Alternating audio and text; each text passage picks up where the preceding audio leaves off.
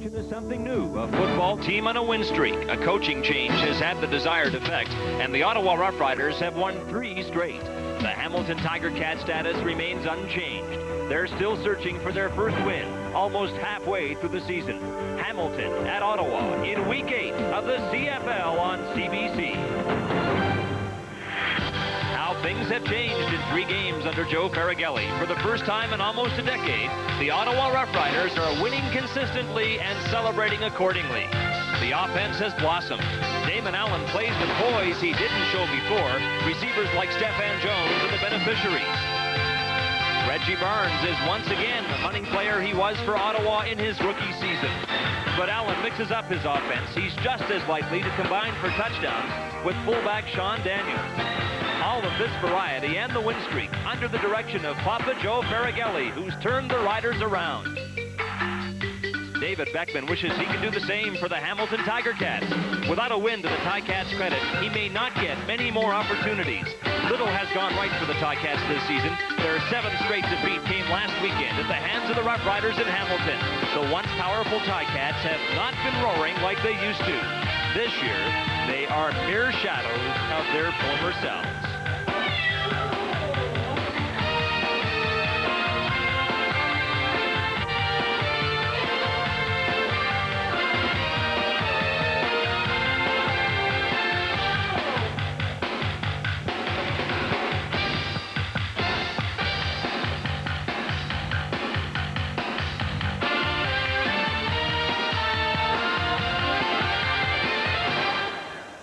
A late summer heat wave has gripped southern Ontario. It reached 35 degrees in Ottawa today, so perspiration could go to new levels, if not in the stands tonight, then certainly amongst the Tiger Cats and Rough Riders on the field. Welcome to Ottawa, where there are a couple of big football stories. One of them, the Riders' attempt to push their win streak to 4 games, which would be the team's longest since 1983. And the other, the Tiger Cat streak in the opposite direction. If it goes to 0-8, can David Beckman hang on to his job? He'll have a chance if the Ticats can limit the gains of Reggie Barnes. And to speak to that issue and more, here are Steve Armitage and Joe Gillette. Thank you, Scott. Hi, everyone. It's good to have you with us. No matter where you go in the CFL these days, the head coaches talk about establishing a running game, and that's what Joe Faragelli would like to do with Reggie Barnes tonight. He's talking, Joe, about running him 20 to 25 times. Well, what Papa Joe loves to do is, like I said, the workhorse, the guy that goes out there, plugs away for like 5 yards a carry is all Reggie Barnes has, but he does the job. He's consistent. The Hamilton Tiger Cats have had a number of running backs in camp this year. They think they found a good one in a speedster by the name of Ricky Martin. Well, Tricky Dicky Martin, he is something else. Tricky Ricky is a kid out of Dallas, just cut from the Cowboys, and he looked good last week on the toss sweeps. He is a game breaker. He's 4.2 speed in the 40, and he puts his knees to the breeze. 2 players that are expected to play a major role in the running games tonight here at Lansdowne Park, Reggie Barnes and Tricky Ricky Martin of the Hamilton Ticats. Now, let's go back down to the sidelines and join Scott. Scott?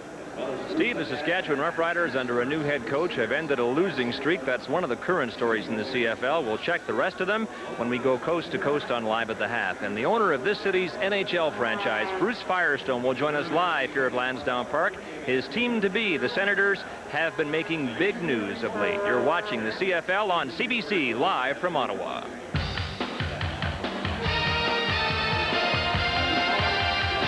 Candy. Here's how you too can enjoy an Ottawa Rough Riders home game. First, come as you like. In my case, I'm a CFL mogul and I figure I should, dress the part. Pay attention to the game because CFL football is wide open, all out, go for broke excitement. Of course, your enjoyment of the game is greatly enhanced when you cheer for the Riders. Can't get enough of that rough stuff. The CFL on CBC. Brought to you by Miller Lite. Miller Lite, always a great call. By GMC Truck. And by 7-Up. It's cool to be clear.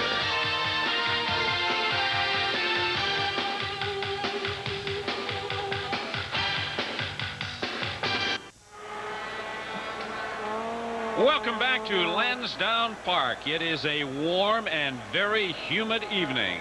in the nation's capital. Temperature 30 degrees Celsius, but the Humidex puts that temperature up to about 34 degrees. The wind not much of a factor tonight. Papa Joe would like to make it 4 in a row, and that would equal a record set in 1983 by George Brancato. David Beckman is still looking for that first victory, and he must be feeling the heat in more ways than one. Paul Osbaldisman will kick things off for the Hamilton Ticats, and it goes to Anthony Drawhorn at the 15. He has a hole. He beats Osbaldisman, but he can't get by the last man, Winfield, who forces him out of bounds. But a great way to start to the Ottawa Rough Riders with a great return from Anthony Drawhorn. Anthony Drawhorn told us right before the game, Steve, that he's never felt better. He's had the knee injury. He's come back from that. He had a tremendous amount of help from those offensive people blocking for him. Watch the hole open up. And then he really puts on some acceleration here all the way down to the 25. A 60-yard kick and a 72-yard return. 1st and 10 for the Rough Riders from the 25-yard line. Damon Allen, the quarterback, fires complete to Wilcox at the 20-yard line. And Corus Irvin is there for the Ticats to bring him down. Damon Allen wants to start this football game by getting the ball around to different people. He wants to run the running backs, but he felt like he ran the ball too much last week, and he disregarded the passing game. Tonight, he'd like to use that passing game as well as the running backs. A gain of 6 on that last play. It is 2nd and 4 from the 19-yard line. Fake by Damon Allen, buys a little time. He's going in the end zone. In and out of the arms of the intended receiver, Jock Climby. That's the most difficult thing that you have to defend, and Charles Gordon did a great job of coming back. They know, the quarterback and the receiver know what they're going to do. So it's very difficult for the defender. That's a big play for Charles Gordon. That's going to fire up the Hamilton Ticats because they're holding him down to at least a field goal on this series. That has to be a little disappointing for the Ottawa Rough Riders after that electrifying opening kickoff return by Anthony Drawhorn, only to come away with 3 points. That is, of course, providing Baker can put it through from the 26.5-yard line. And it's wide. Baker's field goal attempt is wide. So the Ottawa Rough Riders will have to settle for a single point. A big break for the Ticats. I know they want to come out of this thing playing good defense, and actually that was a great play by Gordon, and then to miss the field goal. Now they're still in this ball game. There's no problem with a 1 point and take that ball out on the 35-yard line. It's as good as having a ball be punted after one series. Todd Dillon gets the call to start a quarterback for the Hamilton Ticats tonight. And he pitches to Martin. Martin with that good outside speed, not showing us too much there. Picking up about 2 yards. Scott Flagel and Drawhorn covering on the play for the Ottawa Rough Riders. The coaches went to Dillon because he's got a little bit more mobility than Kerrigan, but I think because they've got Kerrigan ready to go back in the ball game, it's not a problem. Dillon has had some interceptions, but he has completed some balls. I think his mobility is really the reason that he's in there. 2nd and 8 for the Ticats from the 37. Dillon puts it up, and he was looking downfield for Tony Logan, playing his first game in the CFL, and it's incomplete. Logan, we're told, has incredible speed, 4.1, 4.2 for the 40. That's what they wanted to do. They got a halfback blitz, and anytime you get a blitz, you know that your receivers are one-on-one with the defensive backs, and he put the ball up, but Logan couldn't get there. Osbaldisman getting set to punt. Jock Climby and Drawhorn set to receive. End over end punt. Jock Climby at the 40. He's at the 45, and he goes nowhere. So when we come back, the Ottawa Rough Riders will have good field position for their second possession of the quarter.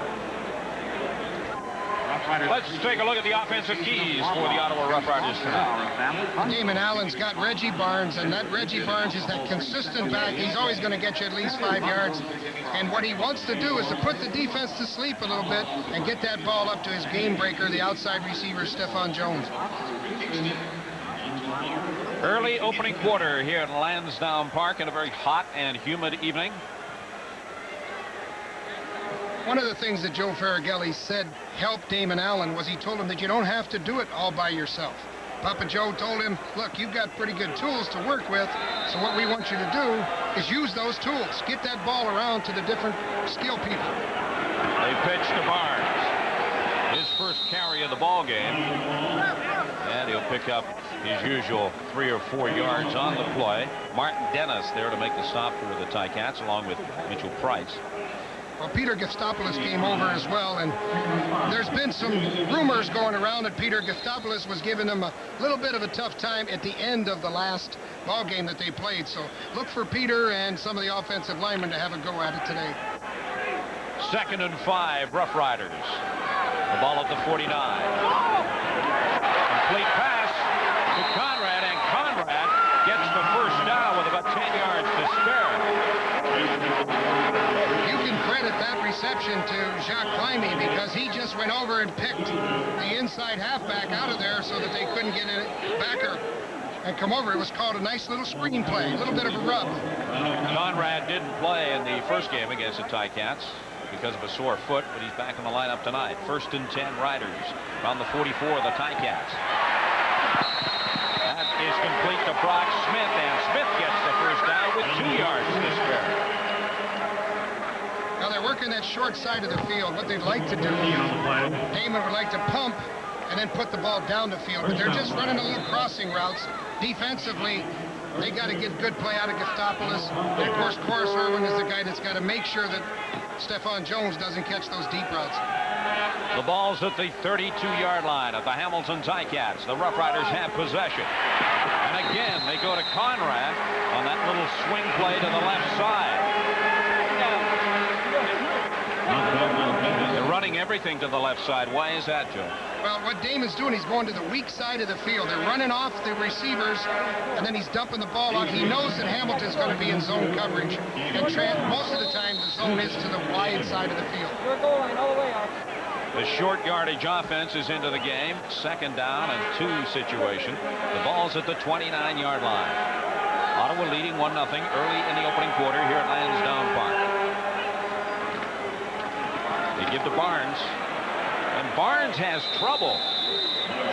The Ottawa Rough Riders indicating first down, but we'll have to see where it's marked. Well, Joe's a concern because Mitchell Price is back in that lineup for the Ticats, and there's a difference. Mitchell's a big guy, and they don't seem to be able to control the defense as well when Mitchell Price is in there. I think he's the difference in the Hamilton Ticats run defense.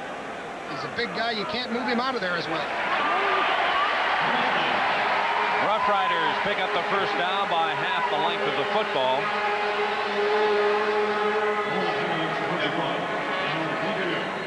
Hamilton have won 8 of the last 11 meetings against the Rough Riders, 3 of the 5 games last year. Current drive for the Ottawa Rough Riders. 5 plays, 43 yards. Now they've eaten up 1 minute and 35 seconds on the clock. 1st and 10. The ball is at the 21. Give to Reggie Barnes, and Barnes goes nowhere. Good read and good pursuit by the Ticats defense, and Barnes is dropped at the 25, so there's a loss on the play. Reggie Barnes is coming back on a counter play. He almost gets stopped right at the line of scrimmage, but look how the defenders from the Ticats are playing along that line of scrimmage. They're playing the run against Ottawa. A loss of 3. Make it 2nd and 13 from the 24. Allen going deep. Got his man open. He was looking for Stephon Jones, but he just overthrew him. That's what Damon Allen is hoping to do. He's hoping to put them to sleep, run a little bit of the short side passing attack, run the ball, and then when you can catch them in man coverage, put that ball up to Stephon Jones. Forrest Irwin was there, but not close enough if that had been better thrown. So that will bring on Terry Baker. 19 of 26. His longest is 52. Remember, he missed his first one in this ball game. A little 24-yarder. This one from the 31-yard line. Definitely got the length, and this time he's right on target. So the Ottawa Rough Riders go in front of the Hamilton Ticats 4-0 in the first quarter play here at Lansdowne Park. Now let's go downstairs and join Scott Oak on the sideline. Steve, you and I both mentioned the weather. The players know that whatever the temperature in a heat wave, it's always a whole lot hotter here on the turf because the turf acts as something of a radiator. Check this out. Here at field level right now, it is just about 32 degrees, and that means crash diets for the big guys. The guys who go anywhere from 260 to 300 pounds, they'll lose 10 to 12 pounds through perspiration tonight. Miles Gorell told me that he's been drinking water heavily for the last couple of days, hoping just to stay even tonight. And Steve, I know that you and Joe have been drinking a lot of water the last couple of days as well, right? I knew you'd have to get that in there somewhere. We had that sucker on the field this afternoon, and it showed 41 degrees at one point, so it's definitely cooled off somewhat. Baker kicking off. Taken by Martin. He's at the 15. And Martin is pushed back to the 15-yard line by Brian Bonner. Good downfield coverage by the Rough Riders. Well, that's what fires up a football team. When you get a guy like Brian Bonner hustling all the way down the field and making a tackle inside the 20, that makes people happy. Very happy. A 70-yard kick and a 13-yard return by Ricky Martin.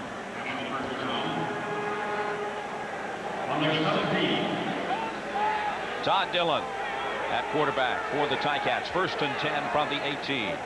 The pitch to Martin. Looking for some running room on the outside. There is none.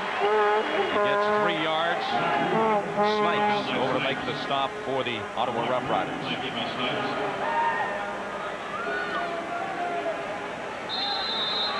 You know, Angelo Snipes can come right up there. He's getting good help up front. They're stringing the play out, and as long as they string the play out along the front, Angelo Snipes can come in and make some tackles, and that's what he did. A gain of 3, so it's 2nd and 7 from the 21. Dillon has time, puts it up, looking deep, almost complete. He was looking for Logan. Logan got a piece of it, but Charles Gordon was covering on the play. That's the second big play tonight that Charles Gordon has made. Dillon feathers that ball in there. That's a great throw. But watch Charles Gordon come right up over the top and make a super play. Perfectly played by the defense.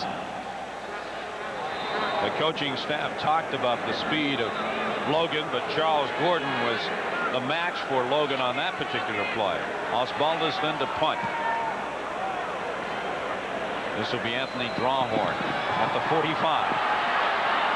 Flag is down. Drawhorn gets into Ottawa territory when we come back.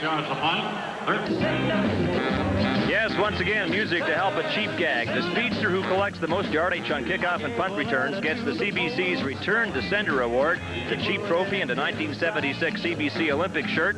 Willis J. Cox and Henry Gizmo Williams hooked up in Edmonton last night. The most spectacular return of the night by Gizmo Williams. Not a rider laid a hand on him. The only one who did was the official, and was sorry he did.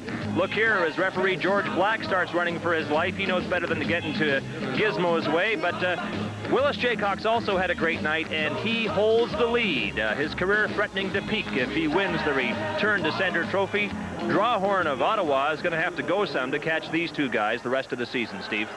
And, of course, Anthony Drawhorn had that electrifying kickoff return on the opening kickoff tonight. Conrad, the ball carrier for the Ottawa Rough Riders, gets up to the 35-yard line. And there is Anthony Drawhorn, who had that 72-yard return. Anthony Drawhorn is a smooth athlete, but the thing that makes him go, he's got a good spurt. And that's what makes that nose tackle, Mitchell Price, go. He stopped the last play for no gain. 2nd and 8 Rough Riders from the 35. Allen eludes one tackle, eludes another, and then gets his way up to about the 48 or 49-yard line. where Michael Jones finally brings him down for the Ticats. Otherwise, he was gone.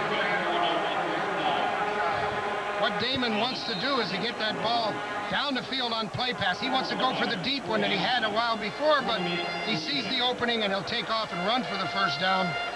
It's a good play. 1st and 10 from the 49. Allen again, under pressure, again, buys some time. Complete. Wilcox, he could go!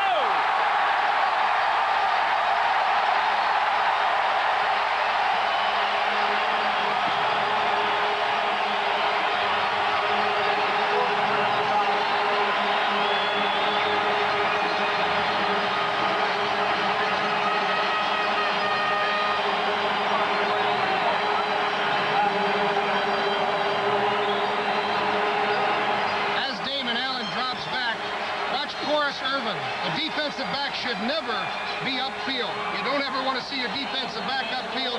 Stephon Jones came in, made a nice block, and there's Wilcox all the way for a touchdown. But the defender came up on the quarterback scramble. Then you know you're in trouble. And that was a 61-yard pass and run play from Damon Allen to Wilcox, and Terry Baker splits the uprights on the point after, and the Ottawa Rough Riders jump in front of the Hamilton Ticats 11-0.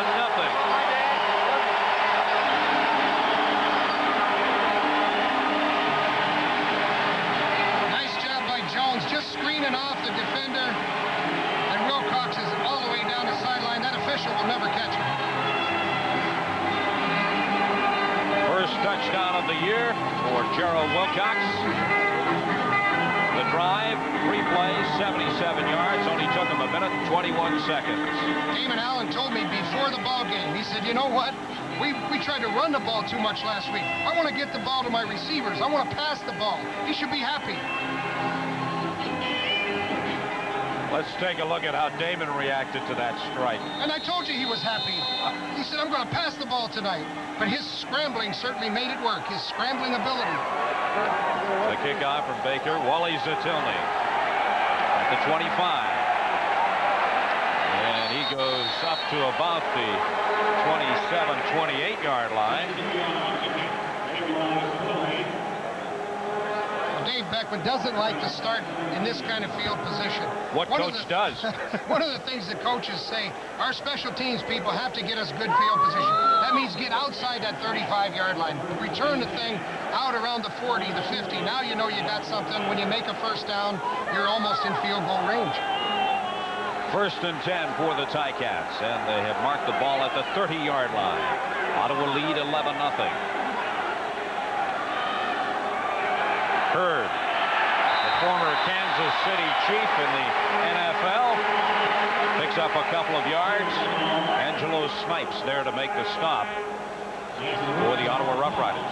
Well, Hamilton once again is in a 2nd and long situation, and what they're going to have to do is get that ball to Earl Winfield down the field, stretch the defense, and then hand it off to Ricky Martin once in a while on the tosses and on this counter play. 2nd and 8, Hamilton from the 32. Looks as if Dillon tried to audible there, and he was looking for Winfield on the left side, and over the head of Winfield. He would have needed a step ladder to pull that one down. Dillon not happy with his performance. It may have started with Dillon trying to call an audible at the line of scrimmage. Maybe nobody heard him. Maybe they misunderstood the call. Well, the Ottawa Rough Riders didn't misunderstand because they came with a blitz. Patrick Wayne would have had him from the backside if he had to pull up, and I think Greg Stuman would have had him from the front side, but he overthrew the guy by about 10 yards. Not a good way for the Ticats to start. They need to get some drives. Good punt from Osbaldiston, taken by Drawhorn at the 20. At the 35, he's got some room. He could go.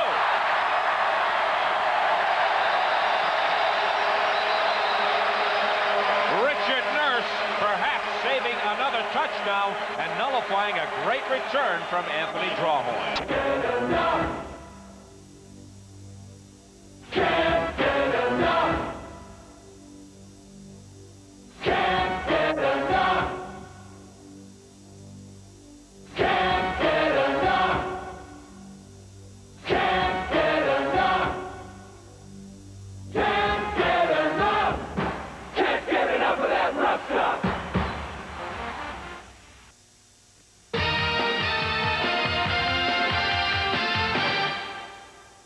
4 fumble-free photo. Well, just a few minutes ago, Anthony Drawhorn once again electrified this crowd here at Lansdowne Park with a 45-yard return.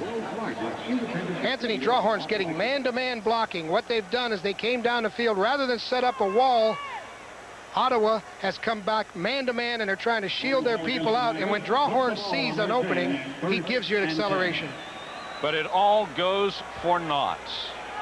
The Ottawa Rough Riders called on an illegal block, and they are now scrimmaging 1st and 10 from their own 10-yard line. 5 minutes to play, opening quarter. Ottawa lead 11-0. Reggie Barnes, the ball carrier. Moten there to make the stop. Some people like to have a running back that has the threat of going all the way on every play, but when you're down on your own goal line and you're in the shadow of that goalpost, it's nice to have a Reggie Barnes that'll come out and get you some yards. Safe to say that the Rough Riders have dominated this so far. Allen with time, looking long. He's got his man open, intercepted. Climby was open, but he was unable to come up with a ball, but Tim Jackson picked it off, and he timed his move perfectly. Well, they're playing zone, and Tim Jackson had the opportunity to come up over top of Jacques Climby. Climby thought he had the reception. He really did. He didn't see Jackson coming at all, and the ball was a little bit hung up there, but Damon had the time. There was no problem with the time. And I think what he had to do was to regulate that ball with the speed of Jacques Climby, and it was a perfectly thrown pass for the situation. A big turnover, putting Hamilton in excellent field position at the Rough Riders 47. This is Martin. And Martin is stopped by Scott Flegel. Brought down by Flegel. Welcome to Lansdowne Park in Ottawa. It's a hot and humid evening. I'm Steve Armitage along with Joe Galat in the booth. Scott Oak is down on the sidelines. We've got 3 minutes and 41 seconds remaining in the opening quarter, and so far it has been all Ottawa. They are leading the Hamilton Ticats 11-0, but the Ticats have the ball. 2nd and 1. Herman Hurd should have the first down for the Ticats. Ticats aren't really getting that kind of push that you want by their offensive line. You'd like to see the defensive line move back a little bit, and they're not doing that. They're stalemated, and the backs are having a tough time trying to find a hole. But Ricky Martin gives you that impression that he can accelerate, that he could break through there at any time. Moving the chains out to get a measurement on this one. And they have the first down by the length of the football. Well, Dave Beckman knows what he wants to do. He wants to be able to get down in there and get this touchdown. It's really important to him in this ball game. They had a good ball game against Ottawa last week. He needs to dominate this thing up front. 1st and 10 Ticats from the Ottawa Rough Riders 37. Hamilton trail 11-0. Dillon under pressure from Flegel.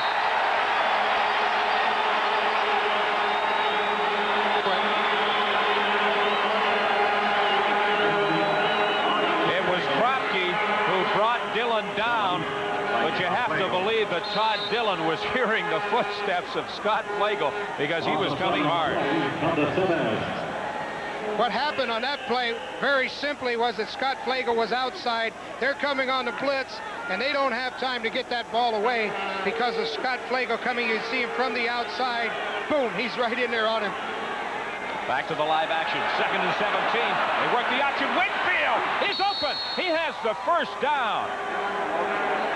Logan to Winfield. Took the pass from Dillon. Hamilton first down with Flegel. And then went downfield with the pass to Earl Winfield. Perfectly legal play. If you throw that ball behind the line of scrimmage, which he did, Dillon puts that ball behind the line of scrimmage. Dillon, who normally blocks on a screen, slipped in behind the defense. That's a perfectly executed play. That's got to make Dave Beckman really happy. A 22-yard gain. 1st and 10 Ticats from the 16. They give to Martin. And Martin tries his luck up the middle, picks up a couple of yards, no more. Blair Bonner and Kolka there to make the stop for the Rough Riders. Well, Kolka saw that thing all the way, smelled it out. It would have been a good call had they had some blocking, but Kolka came right over in front, made the play, and then Blair Bonner came in to clean it up. They rule that he lost a yard on the play. So it's 2nd and 11 from the 17. Dillon firing over the middle, complete to Winfield. Winfield had the ball inside the 10, but trying to pick up a few extra yards by going wide, and Patrick Wayne rode him Covered by down. Wayne and Drawhorn. Well, Dillon that was a pretty good call because Dillon knew they were going to be in Ball man to the coverage. 12, When you get down into the Ottawa goal lose. line, you're expecting blitz or man coverage. He had Winfield open coming underneath, and the ball had been cleared, but of course the backers fell off and made the play, but it was still a good call and a nice completion. So from the turnover, the interception, the Hamilton Ticats will try for 3 points instead of 7. Osbaldiston is Osbaldiston good. good from the 19. So that puts the Hamilton Ticats on the scoreboard, perhaps not the way that David Beckman would have liked, but I'm sure that the way things have gone for the Ticats so far this season, they'll take any points the way they can get them. It's Ottawa 11, Hamilton 3, with 51 seconds remaining to play in the opening quarter here at Lansdowne. A couple of things that they've got to do by the Ticats is they've got to do a little better job up front. They got to get some people moved out of there so they can establish that running game, and they must do a better job on their kick coverage. Drawhorn is just shredding them apart because they're not getting downfield. You can't fault the kicker. Osbaldiston knows how to kick that football, and he gets it downfield on the kickoffs and on the punts better than anybody. But the net return on those kickoffs and punts, not very good. Looks like another good crowd here at Lansdowne Park tonight. They've been averaging 22,835 per game. Anthony Drawhorn at the top of your picture. He has had 2 outstanding kick returns so far tonight. Can he make it a third? He's going to get the ball. Why wouldn't they kick away from him? Only this time, Drawhorn is not going to get away, but a flag is down just inside the 30-yard line. Taken by Drawhorn. Flag on the play. Such a frustrating thing, you know, to see the penalties. They're holding. 14. I know what Dave Ewell's saying. You got to keep those hands in. You can't reach out and grab those the shoulders. Holding. Ottawa number 43. First down. Gord Weber, the guilty party. Well, it's so tough to run downfield 60 yards and to keep your man out of the play. There's a tremendous temptation to reach out on anything that's there, and usually there's an arm or a jersey, and they just give it a yank, and the referees are there. 1st and 10, Ottawa from the 19 to get to Conrad. And Conrad pulls his way up to the 25-yard Conrad with the ball. On the 25. There was a good surge by the offensive line. They're moving. They have to control Mitchell Price. If they block Mitchell Price, then they're going to have a good running play. If they don't block Mitchell Price, forget it. 2nd and 4, Riders from the 25. Ottawa lead 11-3. Good fake. Allen has his man open and complete. That's Jock Climby. And Climby has the first down by about 15 yards. He gets up to the 43. And there goes the gun to end the opening quarter play here at Lansdowne Park. The Ottawa Rough Riders leading Hamilton 11-3.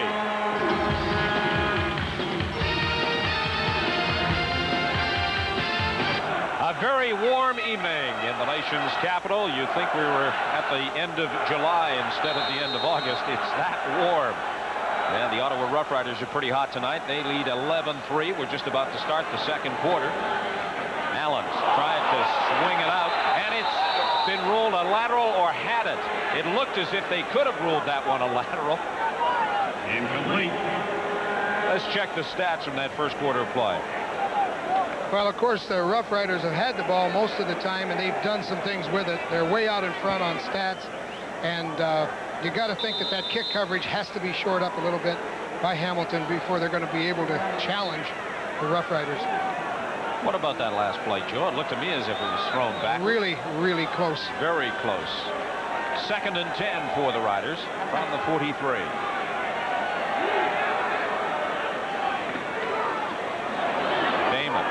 The draw, still on his feet, gets the pass away. It is complete to Smith, and forced out of bounds just shy of the Ticats' 50-yard line.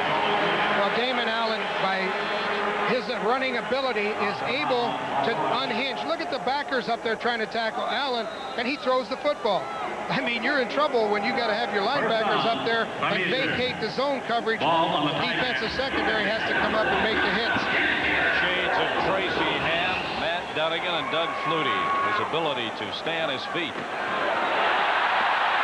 Good burst of speed from Sean Daniels. Once he hit the line of scrimmage, and Daniels has the first down. The guy who made that play go was Herb Damon and Brian Illebrun. They're helping open up that hole. And then Yellowrinkle, he bumps off. They call that a chip-off block, and it helps those backs come through there. They call themselves the Hogs. 1st and 10, Rough Riders on the 37. Swing pass to Conrad.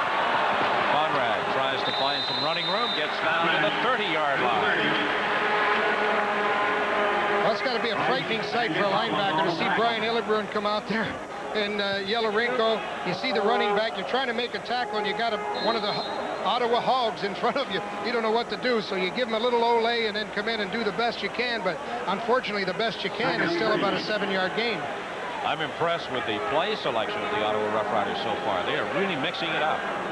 2nd and 3. Good fake. Daniels down inside the 20. Illebrun came around Damon that time. He folded around the center. The right guard came back around the center. Watch Illebrun come up, take a nice block on Kostopoulos. Damon has tied up his man, and that's a big game. From the 19. They're winning the battle up front. They're moving people off of that defensive line of Hamilton.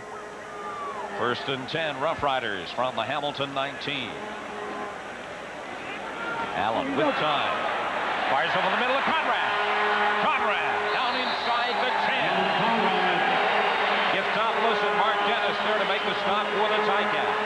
Well, Allen's showing a lot of confidence because he laid back and waited until Conrad came open on the crossing route. And that's a tough thing for a quarterback to do. They get really anxious. Sometimes they don't have the patience to feather that ball in. Damon feathered the ball right in there and took the time he needed to get his receiver open. 1st and goal to go. Rough Riders. The ball sitting at the 8-yard line. Allen puts it up, looking for the corner, and it's complete to Brock Smith. Smith is forced out at the 2-yard line. Jackson there to take Smith out of play after he'd made the catch. That's that little crossing pattern, and some people would call that a pick or a screen or the Arkansas shuffle if you're a basketball player.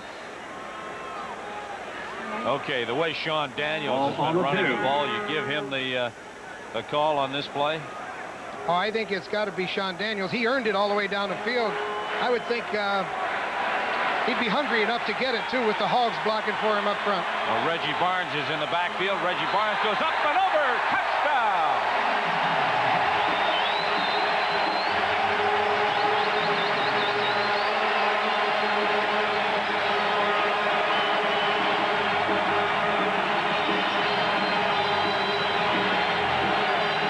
Barnes kept his shoulders square. He drove right up over top of the pile. This looks like the flag raising at Iwo Jima. I mean, he came right over the top, got the ball across the plane, he got the touchdown. The offensive line has to be credited with that series, that drive. Those offensive linemen did a whale of a job. You know, they even have designer wear now. They have Hog outfits, Hog jerseys, Hog hats. Well, that's what you were wearing today. I mean,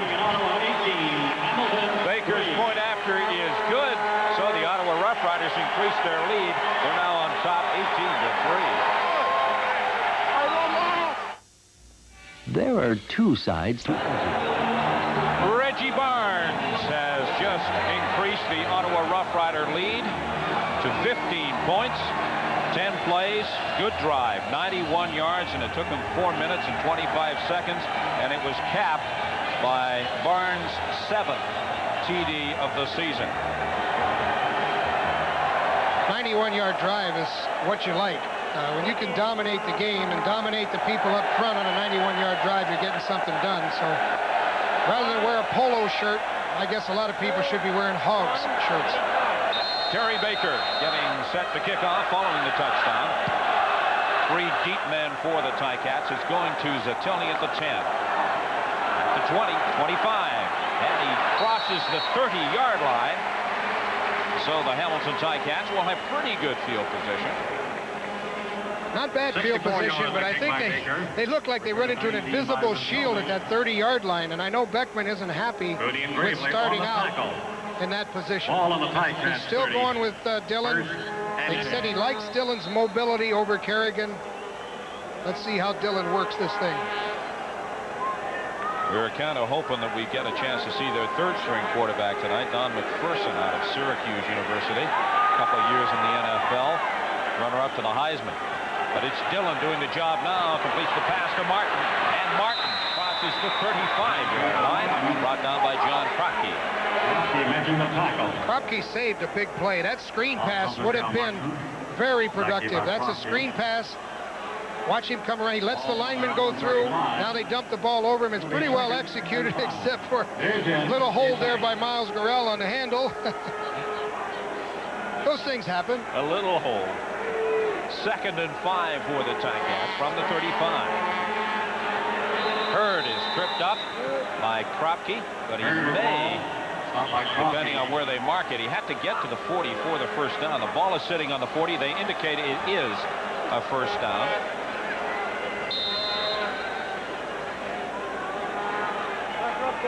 White line, please. The Ticats need to string a good drive together and finish it. They trail 18-3, 10-14 to play, second quarter. Dillon under pressure, eludes the pressure. He's got lots of open space in front of him, elects to fire the ball, and Anthony Drawhorn almost had it. Lee Knight was the intended receiver, but Drawhorn out-jumped him. Well, that's exactly why Coach Beckman has Dillon in there. They didn't block very well for him. Watch Dillon shake loose. He's got an opportunity there. Patrick Wayne was unblocked, and Dillon fought through Patrick Wayne, came through Snipes. He was wrapped up, but he still got away. Unfortunately, Knight didn't keep running his route. If he had taken off on a scramble route, what I mean by that, Steve, when you see a scramble, they've got to take off downfield. If they have a short route, they convert it to a deep route. Holding the call against the Hamilton Ticats. Nevertheless, I think Dillon showed a little bit on that play. Had he had some help from his receivers, they could have had a nice play out of it. Make that an illegal pass, not holding. It was over the line of scrimmage when he threw it. 1st and 20. Completes this one. And Lee Knight gets up just shy of the 50-yard line. Brought down at the 49. He had to get to the 50.5-yard line for the first down. Drawhorn and Patrick Wayne were there to meet him.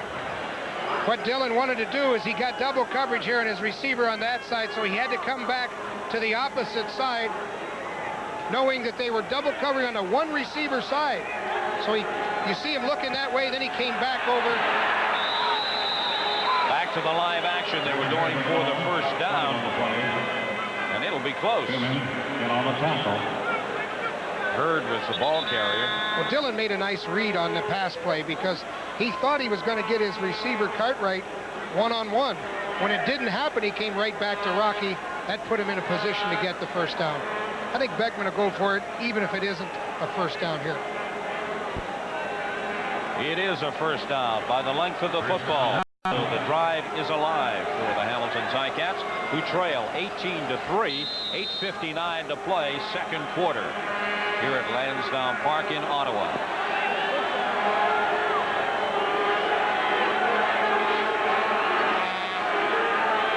The pitch to Martin.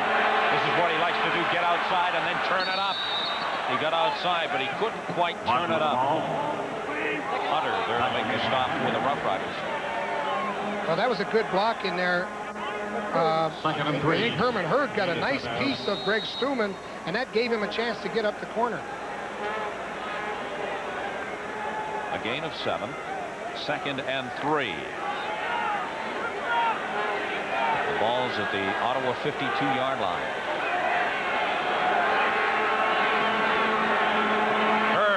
Hurd had a big hole through the middle Oh, great second effort, still churning out the yards, and he goes down just shy of the 40-yard line. And again, Hunter is there to make the stop for the Rough Riders. Something is starting to happen now with the Ottawa defense. Watch the Ottawa defensive secondary has to make tackles at the line of scrimmage. So something's wrong. When your secondary has to make tackles, that means your backers are getting tied up. That's like Wiseman is one of the leading scorers or leading tacklers because he's the safety for Hamilton. You don't like that. You don't want your safeties making a lot of tackles. 21 yards on the night for Herman Hurd. 1st and 10. They reverse to Martin. And the Ottawa Rough Riders weren't buying it. They read it well. Patrick Lane there to make the tackle. Well, Jason Riley was trying to kick his man out, but he couldn't quite get him out. It was a Statue of Liberty type reverse. You see Dillon, as he's dropping back, he wants to sell pass, and then he gives the ball outside on a Statue of Liberty, but Jason Riley just couldn't get it done. Couldn't kick him out. Ticats lose a yard on the play. 2nd and 11 from the 42. Dillon puts it up, airs this one out. And that was nowhere near Wally Zatilny. Andre Francis was closer to the ball than was Zatilny, but there's a flag down. It looks as if it's going against the Ticats. Well, that was a Bullets blitz. Ottawa sent all those backers in there. Holding. Hamilton, number 22. Decline. 3rd down. So Herman Hurd said, I'm not going to let that linebacker tackle my quarterback. Unfortunately, the referee caught him. Holding the call against Herman Hurd. Well, Joe, please don't demonstrate the passing action. Just tell him what you want, Joe. Don't demonstrate. When you get to our age and stature, you don't demonstrate a lot. I talked to Papa Joe yesterday. Boy, I've never seen him so relaxed. Of course, when you're 3-0 since taking over the Rough Riders, why not? That's when coaching's fun. Trying to get to 4-0, the first to do it since George Brancato in '83. Well, George used to be relaxed almost anytime. How about that start by Don Matthews last night? He's 1-0 with the Saskatchewan Rough Riders. What a game that was. Tremendous football game. Big win over Ron Lancaster and the Edmonton Eskimos. And, of course, we'll be with Ronnie and the Eskimos Labor Day in Calgary against the Stampeders. Second part of our doubleheader. First game, we'll have these Hamilton Tiger Cats at home to the Toronto Argonauts. And it all begins at 1:30 Eastern Time on Labor Day. Big doubleheader, the CFL on CBC. They were playing some mind games. I think they were going to pretend they were going to go for the field goal. Took the delay of game so they can probably get the ball inside that 10-yard line. Drawhorn looking for room on the outside. Doesn't find it. Dropped at the 10-yard line by Zidell. So when we come back, the Ottawa Rough Riders will have the ball, but in a bit of a hole. Back to Lansdowne Park in Ottawa, where the Rough Riders are leading the Hamilton Ticats 18-3. With 6 minutes and 24 seconds remaining to play until halftime. On a very hot and humid evening. Temperature today getting up to 34 degrees Celsius. It was a hot one indeed. Coaches talk about smart penalties, and I guess Herman Hurd having to tackle the blitzing linebacker would have been a smart penalty. It protected his quarterback, but it sure took them out of field goal range. 1st and 10 for Damon Allen and the Ottawa Rough Riders from their own 10. Allen puts it up. He was looking for Palmer, but it's incomplete. Damon would like to put the defense to sleep. He wants to keep going to the weak side of the field, keep going to the weak side of the field, and hope to find him one-on-one, and he wants to get his wide receiver Stephon Jones open on Corus Irvin. So they're playing mind games over here. Corus Irvin and Stephon Jones, you should see them. They're juking each other and driving down the field, but watch for the big bomb coming shortly. 2nd and 10 from the 10. Allen just floats it over the middle to no one. There were no black shirts around that at all. The closest to it was Todd Wiseman of the Hamilton Ticats. So perhaps a little lack of communication there, or did Damon Allen just realize that everybody was covered and just throw it away? Well, I know Damon Allen threw it away, but I'm trying to figure out if it was a screen pass. It looked like he was a screen, but he couldn't. I hope it was a screen because there was a lot of people in on Damon Allen. I would like to think they can protect him a little better than that. May have been looking for Kensley Farmer. He certainly didn't find him. So this brings on Baker to punt from his own end zone. 5:45 to play in the quarter.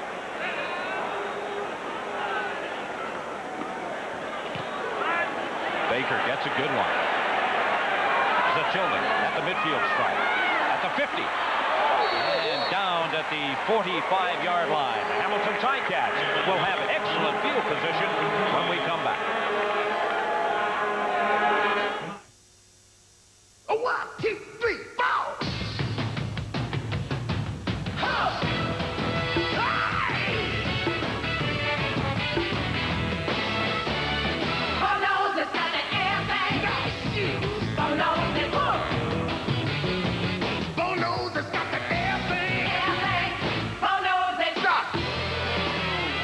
Ridiculous. I'm an athlete, not an actor. Let me out of this thing. I got rehab to do. Oh. Give me those shoes. Oh. Excuse me. Nice shoes. You watch too much TV, kid. Hey!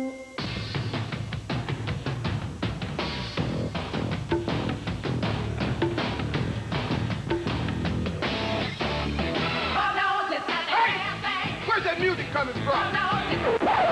You know I don't have time for this. But I do. Hit it!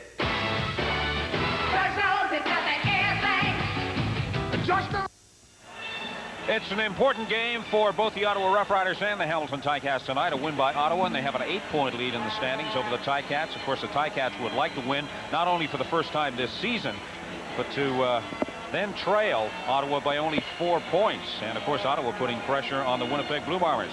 Let's take a look at the standings in the West Division of the CFL. Calgary on top of Edmonton by 2. Those two meet Labor Day. We'll have it for you live on CBC. BC only 2 points behind the Eskimos. And, of course, Saskatchewan with that big win last night. Now in the hunt, very much in the hunt, only 4 points behind the BC Lions. Hamilton, 1st and 10 from the Ottawa Roughriders 45. 5:20 till the half. The pitch to Martin. Martin tries to cut it up, but runs into 3 black shirts, led by Bonner and Greg Stuman. Joe Faragelli said the problem they had last week with Ricky Martin running with the football is they had to determine that the strong side would always be the side that the fullback sat on, and then they started to use Rocky DiPietro as their lead blocker, so they might go to that again. Rocky DiPietro being the lead blocker for Ricky Martin. 2nd and 8 for the Ticats. Dillon under pressure, and Dillon gets it away, but Snipes brought him down. He may be called for intentional grounding. Snipes had him, and Dillon just fired it away. There was nobody within 10 to 15 yards of the ball. Intentional grounding. Hamilton number 10. 3rd down. That's exactly what it was. Intentional grounding against Todd Dillon. Watch Todd Dillon come out, and there's 2 linebackers that look like twins here. Snipes and Bonner. Snipes comes in, takes a piece of him. Bonner comes in and wraps him up, and both of them came clean on that linebacker blitz to the wide side of the field. Both linebackers, the top of your screen, watch them tie up. The offensive lineman, defensive lineman tie each other up. Backers come in free. Good play by the defense. Osbaldiston to punt.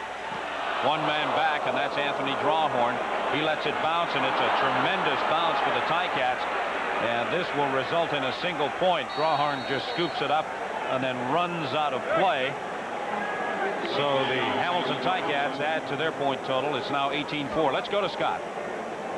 Steve, there's lots to talk about in Week 8 of the CFL schedule, and we will when we go coast to coast on Live at the Half, and we'll be joined live by the president of the NHL's Ottawa Senators. His team is young, a few years away from playing, and probably never would have were it not for a decision reached yesterday. We'll talk to Bruce Firestone about it on Live at the Half, and Ken Daniels will preview the Vancouver Molson Indy that we'll have on Sports Weekend on Sunday. Steve?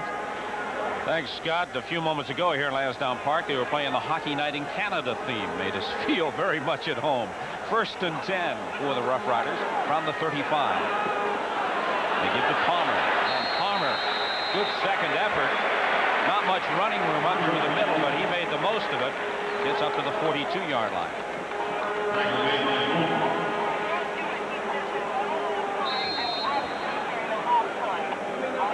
A gain of 7. So it'll be 2nd and 3 from the 37. 2nd and 3.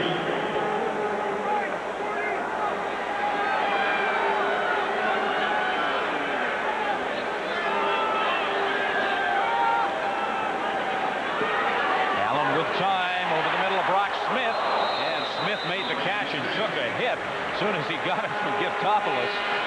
Well, Smith's walking up and trying to spot the football, but he doesn't spot the football. The official spots the football. What a hit by Giftopoulos.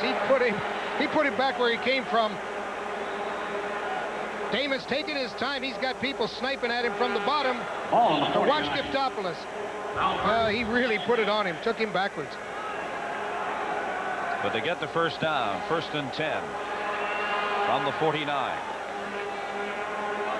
Allen with lots of time. Intercepted. Giftopoulos makes a great hit and then comes up with the interception at the 50-yard line. It was intended for Wilcox, but a big turnover. Hamilton coming up with the ball, and they've got good field position. A big night for the Hamilton native and the graduate of Penn State, Peter Giftopoulos, made a tremendous hit on Brock Smith and then came up with the interception. Well, but Peter did. Play before this, he put a tremendous hit. Now he comes back. He's got his beat right on the quarterback's eyes. When he sees the quarterback deliver the ball, he broke right in front of the receiver, pulled the ball in. He said, hey, all you guys talking about getting me, that's Bush League. I'm going to come out and play football in this game, and that's what he did. The Hamilton defense is giving the offense good field position, but unfortunately for the Ticats, the offense is not doing the job. They're not putting the points on the board. They can't control the blitz, and until they control the blitz, they aren't going to get as many points as they need. Dillon with time, puts it up, looking for Winfield, and Winfield went down just as he went for the ball.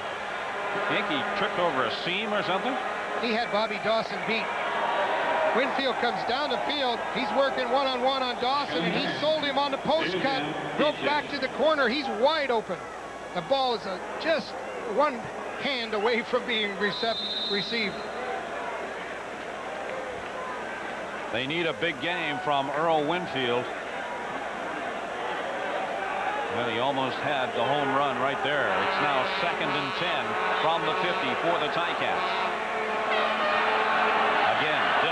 Time, and again he has space, and this time he elects to run himself, and he has the first down Running at the 45-yard line. That's what he should have done the time before when he was called for passing over the line of scrimmage. That's a good point, Steve. When you get an opportunity to have the defense spread out as well as you do, Todd Dillon drives back. He's looking again for the short side of the field, the one receiver side.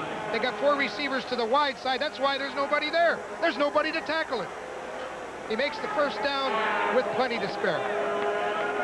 1st and 10, Hamilton from the Rough Rider 45. 2:21 till halftime. They give to Martin, trying to get him outside so we can utilize that speed. Gets down to the 39-yard line. Kolka there to make the stop for the Ottawa Rough Riders. What Kolka did is he saved the play because that was forcing Ricky Martin to go wide. If Kolka hadn't been there, they had a play. Once again, counter back to this one receiver side, and Kolka, he disrupted the play just enough to give some people time to recover. Martin didn't want to go that wide. 2nd and 5, Ticats from the Ottawa 45. Dillon again going deep, and again he can't connect. That time he was looking for Tony Logan. Tony Logan was on Andre Francis all the way. It was just man-to-man, and Logan has to get his shoulders beyond Andre Francis before he wanted to get a interference call. You're not going to get an interference call as long as the defender's on top of you. He's got to get those shoulders past him, show the official he had a chance to catch it before they're ever going to call Andre on interference. So once again, the Hamilton Ticats can't finish the drive and will try to settle for a field goal from Paul Osbaldiston, a 47-yarder. He's got the legs, and it's good. So Paul Osbaldiston continues to account for the Hamilton Ticats points. They now have a total of 7. Problem is for the Ticats, the Ottawa Rough Riders have 18 with 1:49 to play in the second quarter. You know, Paul Osbaldiston got tired of waiting for Louis Pasaglia to get old. He said the guy will never get old. He said, I'm never going to have a job. He came to Hamilton, and I mean, this guy has been incredible. He does a lot of things for the Ticats. His kickoffs, his punts.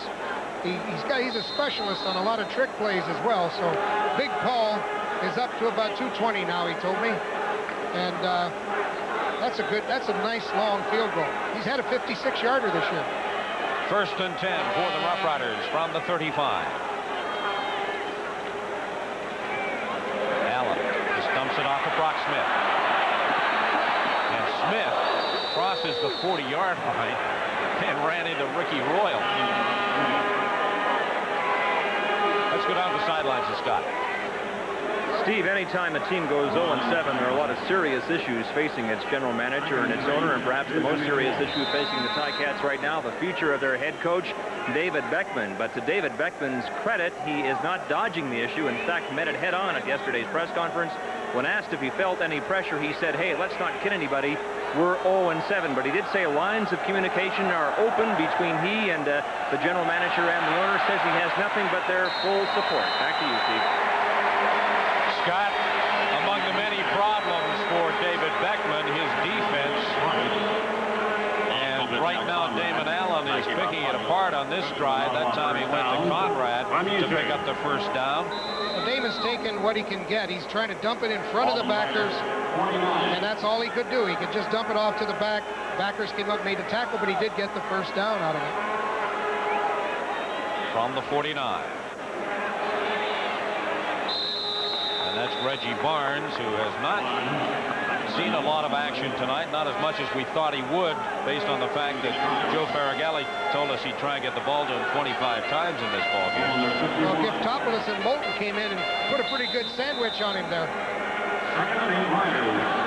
I know Joe doesn't like to see 2 people on one back.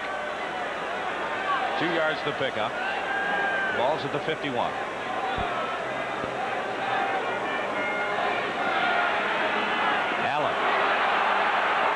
Floats it over to Brock Smith. Smith has the first down. I thought Damon Allen might run that time, but he saw Smith at the last second and then just dumped it over. You're not the only guy that thought Damon Allen might run. The linebackers thought he might run. Giftopoulos came up because he was sure that he was going to run. That vacated the zone that Damon dumped it to. So it's first and 10, Ottawa. On the 43. Lots of time. Allen completes it on the far side to Jock Climby. And Climby down inside the 30. 21 seconds to play till halftime. Now Damon Allen is giving him a real lesson now in keep away. He's playing keep away. That's all he's doing. He's driving around, juking, dropping back, coming all the way to this side of the field, throwing over to the other side of the field, pretend he's going to run, dump it over their heads. This is called keep away. Clock is running, 15 seconds. Allen puts it up over the middle. Down inside the 5-yard line, Jock Climby. Allen to Climby. That's a great job by Jock Climby. Damon is looking for him. He's looking for him. He pumps, finally delivers the football. Watch Climby up in the air. Climby was doing some climbing on that one, brought it down in, and Ricky Royal has to come all the way over and make sure that he's down. And they rule that he was down at the 6-yard line. So Jock Climby and the Ottawa Rough Riders will be first and goal to go from the 6. Damon Allen over conferring with the Ottawa Rough Rider coaching staff. Joe Faragalli told us, as you pointed out earlier, Joe, that the big difference between Damon Allen this year and last year is that he is playing loose, he's relaxed, he's having fun again. puts it up, and it's incomplete. Incomplete. He was looking for Wilcox. That tells you what Damon Allen wants to do. He's on the 6-yard line, and he wants to throw. He said, I want to throw the ball. We ran too much last week. With 6 seconds to go, he threw the ball. He only wasted a couple seconds. So they got 4 seconds looking for the field goal at this point. He said he wanted to throw. And he has done exactly that. In fact, he's done whatever he wanted to do in this game against the Ticats tonight. He's kept them guessing. This should be a chip shot for Baker on the 13-yard line. And it's good. From 13 out. So the Ottawa Rough Riders go on top of the Hamilton Ticats 21-7. I don't think that was quite the finish to the drive that Damon Allen would have liked, but I'm sure they'll take the 3 points. It was a masterful drive at that, because Damon Allen did about everything that you could expect of a quarterback. He ran with the ball.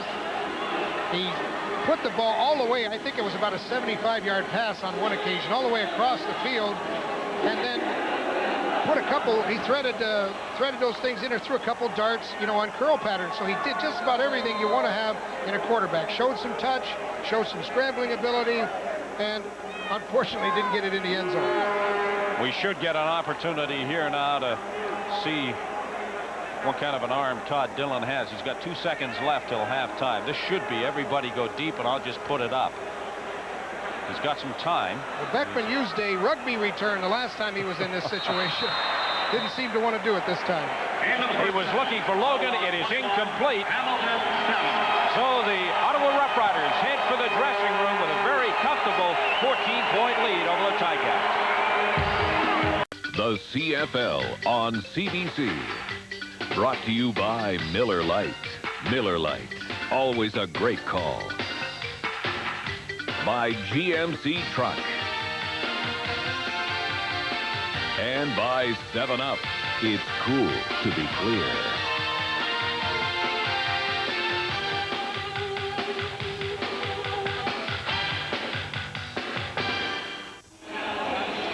It was all Ottawa Rough Riders in that first half, 304 net yards to 115. The surprising stat might be the 2 turnovers coughed up by the Rough Riders, but Hamilton unable to capitalize on those turnovers. Play selection, Hamilton pretty well split it between the rush and the pass. Ottawa, who said they wanted to run more than they passed, did exactly the opposite, 23-12. 23 pass, 12 rush. Getting set now to get this second half of play underway at Lansdowne Park in Ottawa. Terry Baker will kick things off.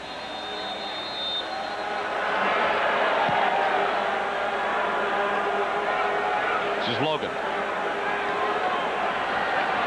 Good hole.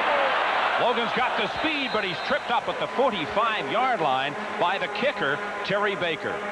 Well, Logan had some go. It looked like he still had 2 lead blockers coming up from him, and he could have had even more yardage had he followed those blockers. So Rico Cartwright had an opportunity. He runs about a 4.3, 4.40, and that sounds pretty good to me. They told us they were going to try and get Rico Cartwright in on the return, if at all possible, and that time they did. I thought it was Logan, but it was Cartwright. 1st and 10 Hamilton from the 46. Ricky Martin. And Martin gets up to the 47-yard line. Bonner and Kropke there to make the stop. And Kropke on the tackle. Well, you see the Ticats are getting the football evenly amongst their wideouts and slots, and they've never been a team that really likes to throw a lot to their backs. Certainly didn't on that occasion. 2nd and 7 for Hamilton from the 43. And the Ottawa Rough Riders were coming that time against Todd Dillon. Brought down by Snipes. That was a snipe attack. I mean, Snipes came right over the running back, knocked him down, and took Todd Dillon. 91 at the left of your screen. He's on a twist stunt. Boom, he knocks the running back down. Bam, he knocked down the quarterback. That's a nice play by the middle linebacker. Paulus Balliston will have to punt for the Ticats. Anthony Drawhorn, the lone punt returner. Close to being blocked by Flagel. This is Drawhorn. And Drawhorn almost got to the outside. Had one man to beat. Tim Jackson brought him down. Otherwise, Drawhorn could have cut that up and he was gone. Well, I'll tell you, Paulus Balderson's really happy that he had some help in there by Jackson, because there was 3 blockers coming down on the kicker, Balderson. I think it could have been a touchdown. A 38-yard punt and an 18-yard return. Damon Allen, who was very strong for the Rough Riders in the opening half, 16 of 23 for 236 yards, 1 TD. The only black mark against Allen in that half, the 2 interceptions. Damon Allen promised us yesterday and even today before the ball game, he said, look, yeah, last week when we played the Ticats, we pushed the run too much. He really didn't like the idea of the run. He said we were going to go to pass sooner. And you can see their slot backs have been a big part of that passing attack. I said I was impressed with his distribution in the first half, and those stats certainly back that up. 30%, 44%, 26. Zidell is the injured player on the artificial turf here at Lansdowne Park. And is it just my imagination, or is the temperature dropping? It's getting a little cooler. I think it is cooler. You see a little bit of a breeze coming through, and of course when the sun goes down, that helps an awful lot. Let's go down to Scott. Well, Steve, as they carry one injured Ticat off the field, how bad could it go for this team? They're trying to stave off their 8th consecutive loss. In the first half, they lost 2 important players. Wally Zatilny is in the dressing room trying to figure out where he is. He took a shot to the head late in the first half, and Mark Dennis, starting outside linebacker, will not return to this game. He's hurt his thumb and is done for the night. Well, David Beckman did not need that to add to his list of woes. Reggie Barnes, and Barnes up across the 50-yard line. Lance Trumbull there to make the tackle for the Ticats. And it's a good thing Lance Trumbull was there, because they ran a trap play. And Reggie Barnes, he had go all the way. If Topoulos is trying to come and set over, but the trap block is what sprung it. You can see real good block on the trap play, and Barnes is in good shape. 1st and 10 from the Ticats 50. Allen with time to Smith. And Smith stopped just short of the 20-yard line. Allen had a ton of time to put that ball in the air to Brock Smith. Todd Wiseman over to make the tackle for Hamilton. Making the tackle on Smith. Damon Allen puts a nice touch on this ball. That's a finely thrown pass. He knows exactly where Smith's going to be, and he threads it right down into that sideline. He threw that thing with a lot of velocity, and he had to get it over there. 1st and 10, Ottawa from the 21. They lead 21-7, 3rd quarter. Good fake. Allen just floats that one in the end zone. Touchdown, Smith!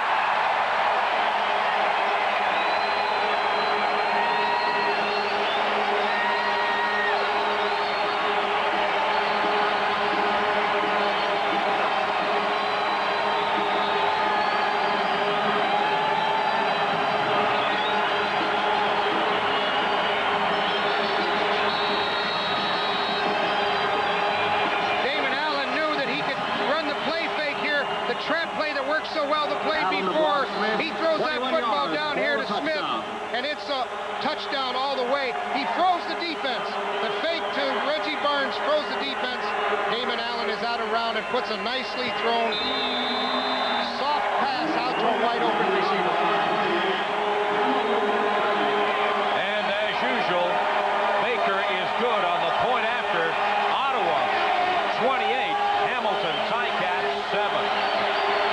Brock Smith and his teammates have reason to celebrate. They have just opened up a 21-point lead, and this is how they did it. Damon Allen makes the toss, comes back, fakes the trap, puts the ball on his hip. He's coming back to the outside and then puts a nice lofty throw right to Brock Smith. That's one you don't have to have a bullet. You have to lay it out there and let the guy catch it because he's wide open. And he certainly was wide open. 3 plays, 62 yards, a minute and 30 seconds. What a great way to begin the 3rd quarter of play here at Lansdowne Park. 28-7, Riders lead. Baker kicks off. Cartwright at the 20, at the 25. Looking for room on the outside. He's going to run out of room eventually. gets out to the 43-yard line, where the Hamilton Ticats will be 1st and 10 and look for some points. Don't forget, a big doubleheader coming your way on Labor Day. It all begins with the Toronto Argonauts and the Rocket in Hamilton against the Ticats, starting at 1:30 Eastern Time, followed immediately by the Edmonton Eskimos and their big Labor Day clash with the Calgary Stampeders. 1st and 10 for Hamilton. They pitch to Martin, and again they try to utilize the speed of Ricky Martin outside, but when he does cut it up, there are too many black shirts there. That time Angelo Snipes and Brian Bonner. Well, what Martin wanted to do was to cut it up sooner, but they strung that play out. DiPietro's trying to get a good block on Stuman, Brian Bonner, and Snipes. They just strung the play all the way out to the sideline. No place for him to go. 2nd and 8 from the 45. Dillon over the middle looking for Winfield, incomplete. Hutter was covering on the play. And with that kind of coverage, Dillon is not going to complete too many passes. Well, Winfield is a good receiver, but Hunter had him guessing. He had him trying to catch that ball off the wrong foot. He's trying to come back in. He bobbled the football as it hit his chest. You never want the ball to hit your chest. You want to hit it in the hands. You got to take the football in the soft hands, and Joe Faragelli knows all too well that this is the time when his team has to take control of the game. Take it down and get some points. Drawhorn finds a hole and gets up to the 41-yard line to give the Ottawa Rough Riders good field position. Shortens the field somewhat for the Riders. A 45-yard punt and a 21-yard return for Anthony Drawhorn. Well, some people were worried about Anthony Drawhorn's injury. I'll tell you what, he's back. He's back from that injury he had 2 years ago, and he's playing really well. 10:49 to play in the 3rd quarter. Ottawa in front by 21. They have the ball. 1st and 10 from their own 41. Barnes. And Barnes picks up 6 or 7 yards around the left side. That was the trap play that Damon Allen used for the play pass that was the touchdown, but Barnes didn't run the hole. He bounced it out to the outside, which is good running because there wasn't a hole. He actually followed his guard, saw there wasn't an opening, and then bounced it back to the outside. So if you can make 6 yards on a bad play, you got a good running back in there. They spot the ball at the 46, so it's 2nd and 5. Allen. At that time, he was looking for Stephan Jones, who has not been that busy tonight. Irvin covering on the play for Hamilton. It looked like Stephan pulled a hamstring.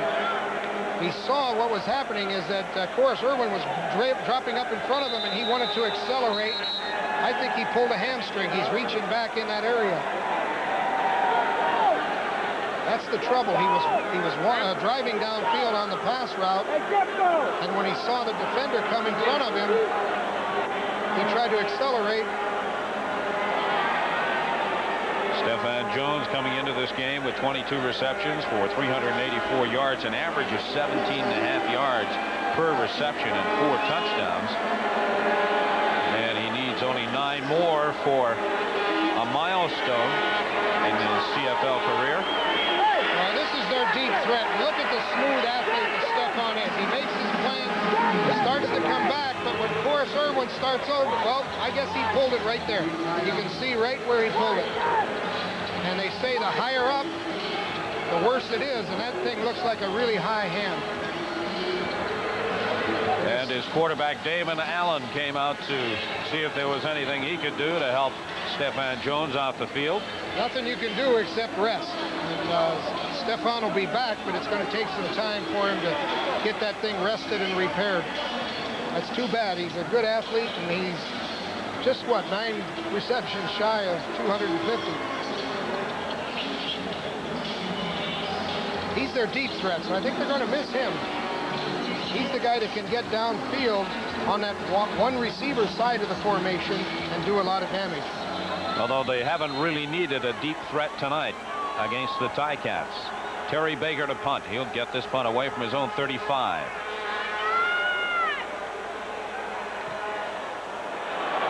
Cartwright will take it at the 20. Trying to find some running room. Now he's going to reverse his field. And he's tripped up at the 20-yard line by Brian Bonner.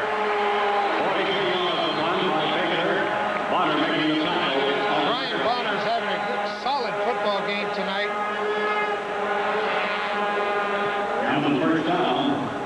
You see Bonner and Snipes a lot of times in there. You see those two doing a lot of work in there, and it looks like Brian and Bonner and Snipes have done a pretty tough job on Mr. Dillon. 36 yards to 286. Well, we've seen the mobility out of Dillon that the coach promised us. Well, that time he tried to find Nick Mazzoli with a pass, but it was over his head. You have to wonder how long Beckman will stay with Dillon. Lewis is coming through. That makes a nice hit on the quarterback. That's tough. You're throwing that quick three-step drop, and then you have to fall on your shoulder to make sure it's completed. I think it got away from him because he felt the pressure. Good pressure by Lloyd Lewis. And I think Kropke's done a pretty good job tonight. He's been in there quite often. 1st and 5. 1st and 5 from the 27. Herman Hurd.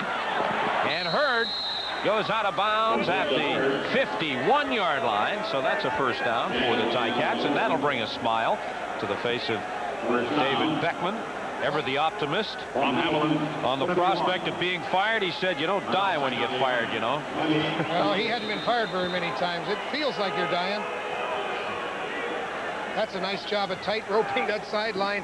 He got about 7 more yards than a normal man would have. Well, he won't get fired if they can keep coming up with plays like that. This time they give to Martin. Martin's got a lot of space. And Martin fumbles the ball, but it fumbled out of play. The Rough Riders are complaining that it went off an Ottawa Rough Rider and then went out of play. Gordon was there. It hit Gordon. A tricky Ricky Martin he's been tricky to his own teammates too. He ran right up his teammates' back. He's trying to get some help downfield. This is that one receiver side, and they ran a counter back to the one receiver side. Ricky Martin has a lot of open field, but heck, he ran right into his own receiver. They give to Martin again, and Martin gets down to the 35-yard line. I know Mazzoli turned around and asked him, he said, you know, if I'm blocking, maybe you could cut off of one side or the other instead of run up my back. This is one of the better drives of the game for the Hamilton Ticats. 8:15 to play, third quarter. They trail by 21 points, 28-7. Well, Nick Mazzoli's their #1 draft choice out of SFU. Dillon, quick pass to Nurse, and Nurse is down at the 30.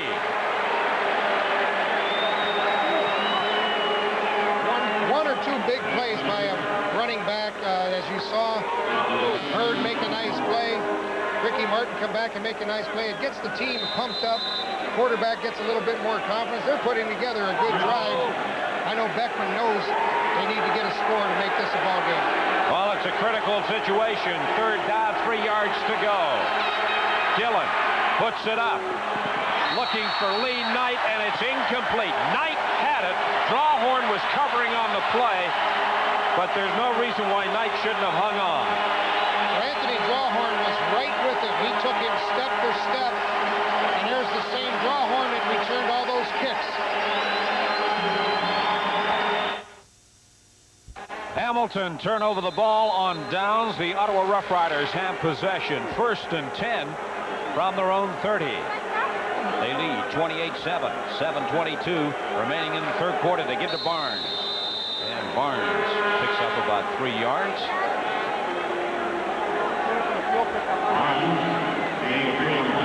George Brancato. The last time the Ottawa Rough Riders won 4 in a row. Joe Ferraghelli needs a win tonight to equal that mark. That's Italian power. They got to have Italian coaches. They get pumped up like Vince Lombardi. 2nd and 7. And that time it's incomplete. He was intending that for Ellingson, but it hit the artificial turf in front of James. That's one of the few times that the pressure really got through to them tonight. I can't remember many times when Damon got hit like that, and Joe Campbell came in, gave him some good heat. That changes the complexion a little bit when that quarterback can't set his feet. So that brings on Terry Baker and the punting unit.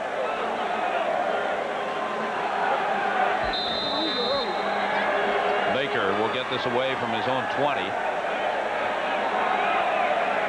Cartwright and Logan getting set to receive this punt from Baker. Good high spiral taken by Cartwright. He's at the 30. Going to reverse his field. And he gets up across the 33-yard line and fumbles. But Hamilton had recovered. Rico Cartwright fumbling. But the Ticats were fortunate. Tim Jackson was there to recover it. So Hamilton retained possession. Let's go down the sidelines and Scott. Or better yet, Steve, in the stands, and that's where I am, talking to the Southsiders. No visit to Lansdowne Park complete unless you come up into section LL. The Bob Euchre seats, I'm here by special invitation. Wouldn't get in dressed like this unless Byron Smith, the president for life of the Southsiders, invited me himself, and he did. Last time we were here, you were 0-4. Now your team's headed for 4-4. I know you love it. Yeah, it's great. We've got a momentum going now, and I think we're going to take this one all the way to Winnipeg. We're sure about it. So the coaching change had the desired effect, Byron? I think so. The last little bit to put us over the top. Even Damon's looking good. You gotta like Damon now, don't you? He's coming. He's coming. All right, thanks, Byron. And that's the way it is, Steve, from the Southsiders way up here in section LL. Back to you. I hope you get down alive. He can't change his mind. Scott, don't let him get off that easy. He didn't like Damon 4 weeks ago. Damon Allen has certainly done the job tonight, but right now it's the Ticats with possession. 2nd and 10 from their own 28. Brian Bonner really got in on it last one and gave Dillon a shock. And this time, Dillon is down by Bonner at the 20.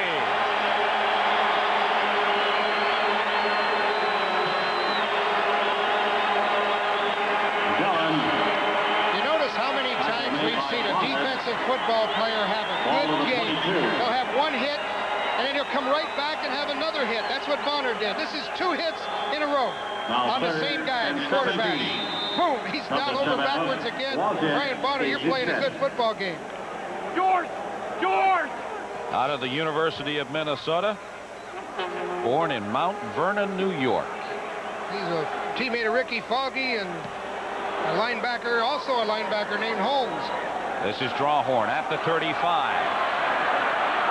Going backwards. Lee Knight had a piece of him. Drawhorn still on his feet. Look out! And finally forced out of bounds by Paul Osbaldiston. And if Osbaldiston had not got a piece of him, Drawhorn was gone. There's George Cortez, the special teams coach, defensive line coach, been doing a good job on the returns.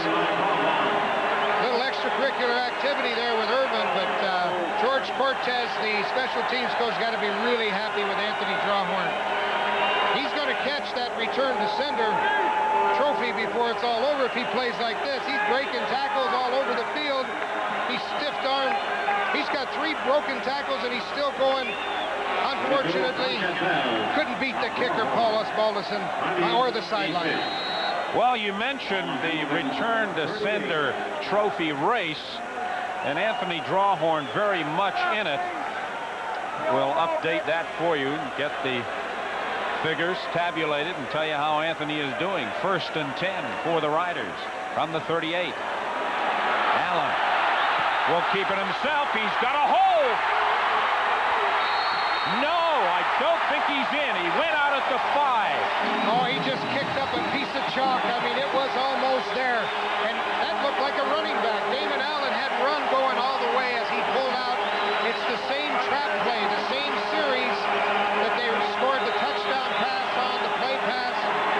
He came back. 33 yards, the run by Damon Allen down to the 5. What a frustration it must be for the defense.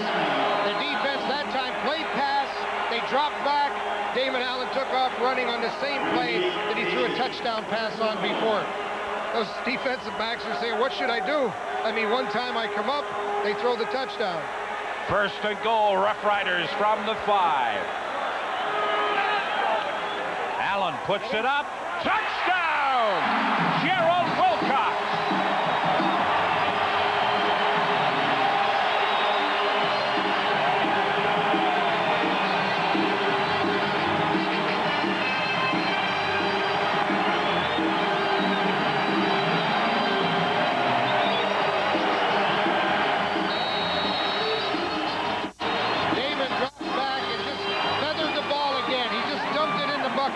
Beautiful pass play.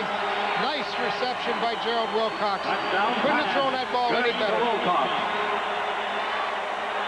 Well, Wilcox finished the drive, but it was Damon Allen that set it up, and now Terry Baker will try to put the icing on the cake. He does. That makes it the Ottawa Rough Riders 35, the Hamilton Ticats 7. A night that Gerald Wilcox will well remember. 2 touchdowns this season, both of them coming tonight against the Ticats. Well, big man on big man, and you get the good blocking here by the backs coming up, helping out. Good blocking all around. Damon puts it down here to Wilcox on a perfectly thrown ball. That's touchdown all the way, but Damon Allen did set it up with his nice play fake and then run down the field. That was for you, buddy. That's for you. That was for Buddy, Gerald Wilcox said. 35-7 with 4:24 to play in the third quarter. Terry Baker will kick off following that touchdown.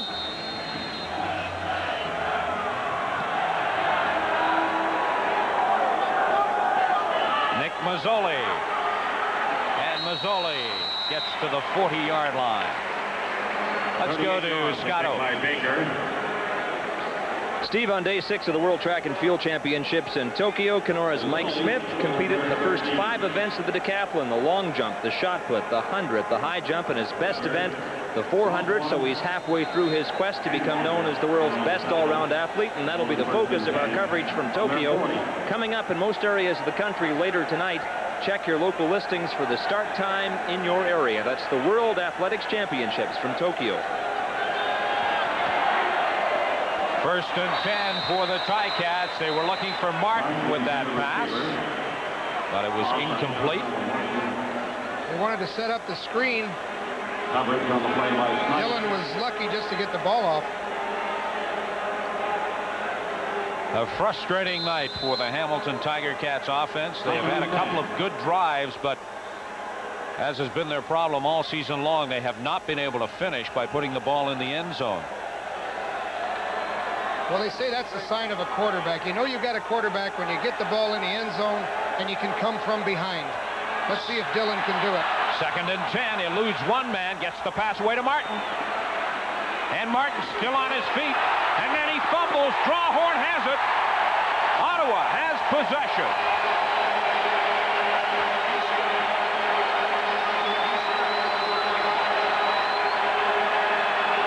Well, Mike Roach, defensive coordinator, has got to be happy with Anthony Drawhorn. He's playing a good defensive ball game, and he's doing all the things you want a guy to do on returns.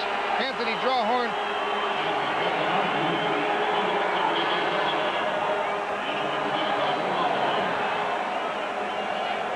There's Martin on the sort of a flare pattern. He catches the ball. He's got a good break here. Unfortunately, lets that ball get knocked out from underneath him just before he hits the ground. It was Robinson who got a hand in there and was able to knock it out, so that Anthony Drawhorn, who is having himself an outstanding game for the Ottawa Rough Riders, was able to pick up the loose ball. Well, he predicted that. He predicted that. I told Joel Darling before the game. Anthony Drawhorn's ready. I wonder how many yards he has on returns total now. I don't think Ricky Martin is ready for too much right about now. Shaken up on that last play. Here's a Ricky Martin. He's come up from the NFL, and I don't think they're used to the pace of the game. 2 plays and they're back in the ball game. There's kicking, you know, every couple of plays. This game moves so much faster than what Ricky Martin's used to. I don't think they ran it like this at the University of Tennessee. University of Middle Tennessee. They hit on Martin underneath. You can see he punches the ball loose. That's a good alert football play by Robinson. He knew what to look for. Liebert Robinson is one of those guys that Joe Faragelli put in the lineup when he had the car accident, and he hasn't looked back. This Robinson's been playing really well, and Coca had the accident in the automobile. He's having to fight to stay in the lineup. That sign referred to your winning record with the BC Lions, did it? Joe knows winning. Faragelli, where it Lansdowne Park. 500 isn't that cheap, is it? Cheap shot. Mike Kerrigan warming up on the sidelines for the Ticats, but Ottawa have the ball 1st and 10 from the 39. Reggie Barnes gets the call and crosses the 41-yard line. Mitchell Price there to make the tackle for the Ticats. They're going to the well almost every time with that counter play. It's a trap play, and then Damon will run off of it. He'll throw off of it, and Reggie Barnes sometimes will make yardage, but Martin didn't let him make any yardage on that play. 2nd and 8 from the 41. Ottawa lead 35-7. 2:51 remaining in the 3rd quarter. Allen, lots of time, completes to Barnes. Barnes has the 1st down, gets up to the 52-yard line. Trumbull and Giftopoulos make the tackle for the Ticats. Tackle made by Moden and Jackson. Well, Damon's showing a lot of confidence here. He's getting some heat, but he just dumps off to his secondary receiver. He was looking downfield first, put the ball to Reggie Barnes. It's almost as good as throwing downfield. 1st and 10 Ottawa. They pitch to Barnes. Barnes getting the ball much more in this 2nd half than he did in the 1st. Gets to the midfield stripe where he runs into Peter Giftopoulos. 21-40 favor Barnes in the rushing department. Well, Barnes not only rushes, but he can catch the football, and he does a good job of picking up blitzes. When they're having pass protection, he's right in on it. Not to mention his faking. He's been a good decoy this game on play action. The ball's at the 55. Pass over the middle. It's incomplete. It was trapped by Ellingson.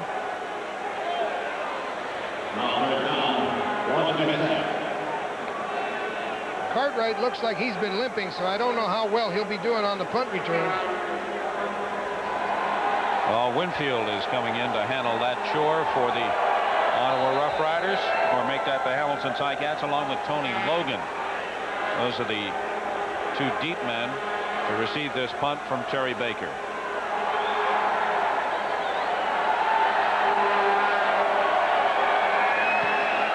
Another good punt from Baker. Winfield at the 10. Winfield dancing around, looking for some running room, still on his feet. Winfield crosses the 25-yard line. 45 yards behind by Baker. Where Hamilton will be 1st and 10, and Mike Kerrigan is coming into the ball game at the quarterback position for the Ticats. So David Beckman has made the change. Scott? Threes are harder to take for the Ottawa Rough Riders than before. That's because they're on what appears to be a 4-game win streak, and a player wants nothing more than to be out there sharing in the excitement. Stephan Jones will not be out there again tonight, and probably not for the next game. He's pulled a hamstring on his left leg and has got ice on it. We'll watch the rest of this game from the bench, and as I say, most likely the next one as well. And the next game for the Ottawa Rough Riders will be at BC Place Stadium next Wednesday against the Lions. 1st and 10 for Hamilton. Kerrigan at the quarterback position. Kerrigan looking for Winfield, and Winfield almost pulls it in with the one hand. He made the leap. The left hand went up. He tried to bring it down, and it looks as if Winfield, when he hit the artificial turf, may have hurt himself. Well, he really extended to get on that football, and he came down as hard as anybody could come down. He's got a chance for the ball, and he gets up and he stabs the football, and trying to control it, he really came down and bounced on that turf, which is like outside on your driveway. It's like asphalt with a little green paint on it. Not that hard, but it is hard. 2nd and 10 for the Ticats. Kerrigan again looking for Winfield. This time he's got it. It's a foot race. Flagel is able to get a piece of Winfield, and then he strips the ball, but I think they're going to rule the play dead.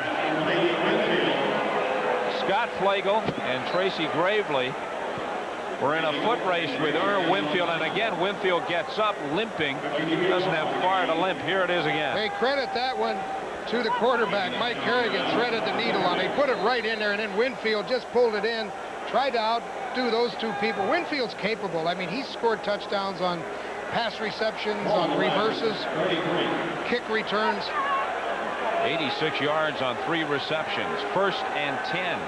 Kerrigan tries to find Rocky DiPietro, and if my memory serves me right, that's the first time that Hamilton have gone to Rocky DiPietro. That ends 3 quarters of play here at Lansdowne Park.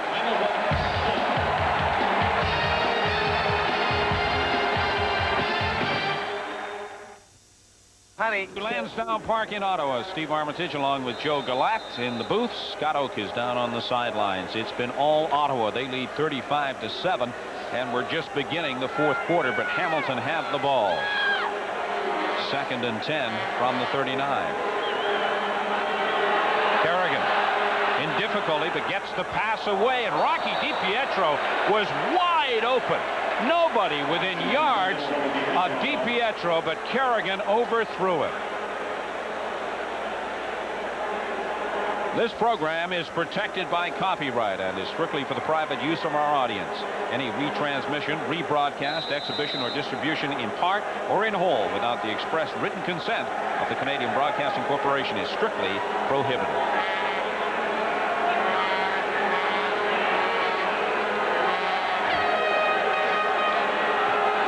Hamilton forced to go for it, and Kerrigan is brought down unceremoniously.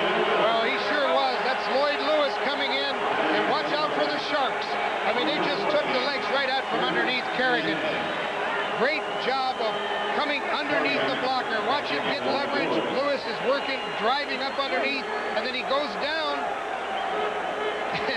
picks up Kerrigan with his body. There was a 3rd and 10 situation, but trailing 35-7, they had no choice. And Lewis snuffed out the drive. 1st and 10 Ottawa now from their own 40.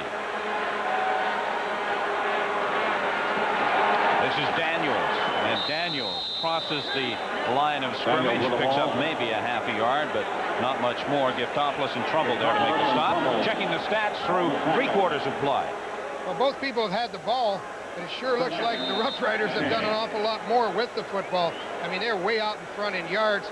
Surprising thing that they started to come along in their passing or in their rushing yardage. The Rough Riders, they're over 127 yards rushing, and they really haven't featured that tonight. Damon Allen certainly has accounted for a lot of those yards. No gain on the last play, so it's 2nd and 10. Allen under pressure, intercepted. This one could go for 6. Moulton at the 10. Touchdown. Moulton on the interception off of Damon Allen. A 44-yard interception and touchdown. For the touchdown. Michael Jones really came in and put some pressure, along with Mark Dennis, put a lot of pressure on Damon Allen. He didn't need to throw that football. Watch Damon Allen. He's got some people right in his face.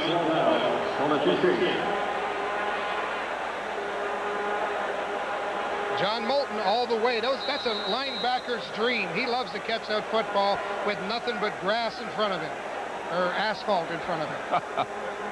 Even a linebacker can score in that kind of a situation. And now Paul Osbaldiston will attempt the point after. As usual, it's automatic. And so the Hamilton Ticats score their first major of the game.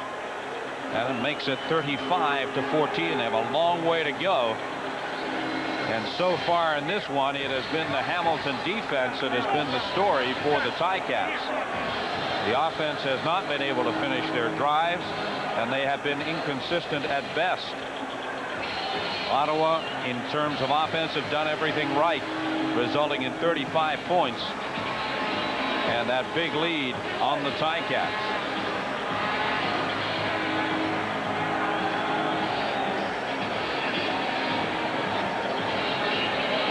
It went like this. Osbaldiston will kick off following the Hamilton touchdown.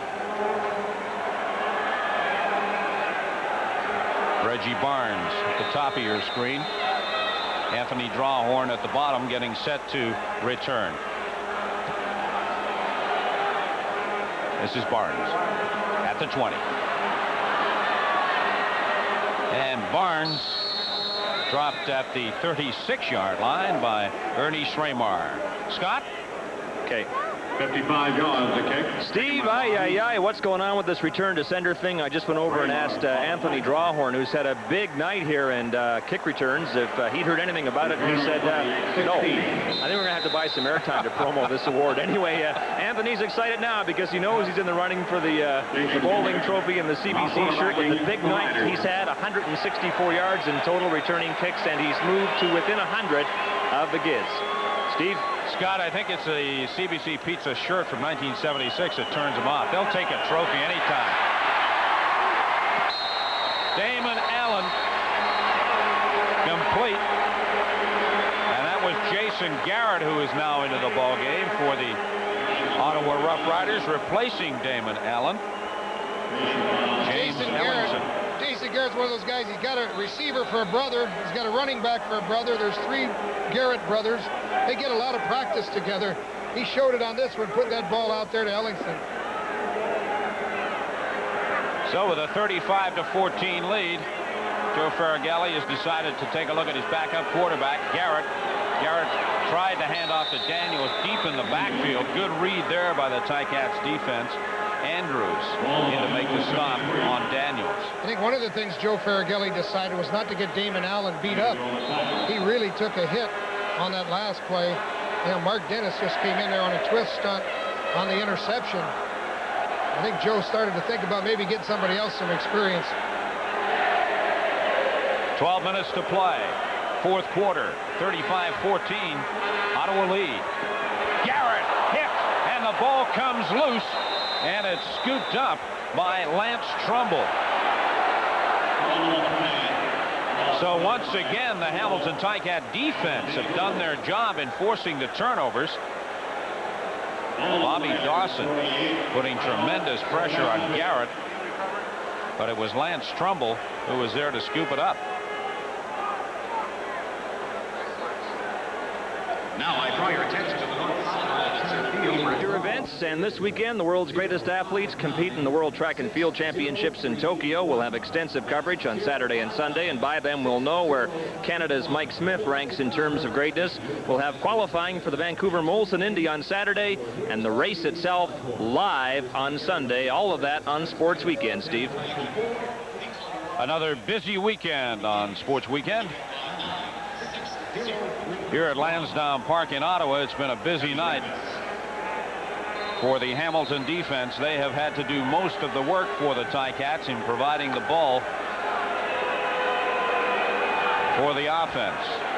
Mike Kerrigan at quarterback, having replaced Todd Dillon.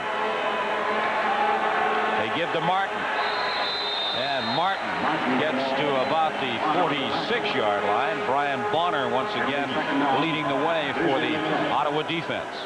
Lloyd Lewis in there again. I mean, he made them bounce the ball back to the outside where they didn't want to go.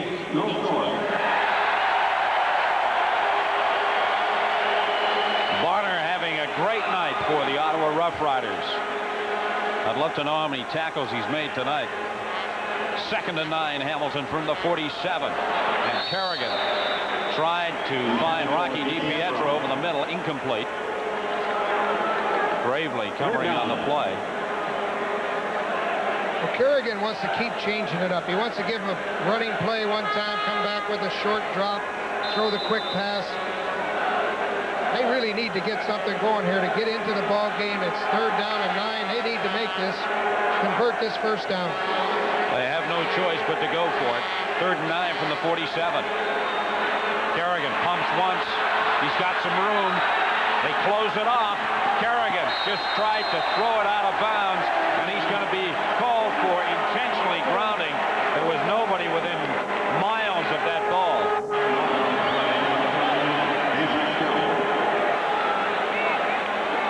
Intentional grounding. Hamilton number 2. Decline. So the Hamilton Ticats once again come up empty with their offense and turn the ball over on downs. And once again, the Ticat defense will try to get them out of a hole.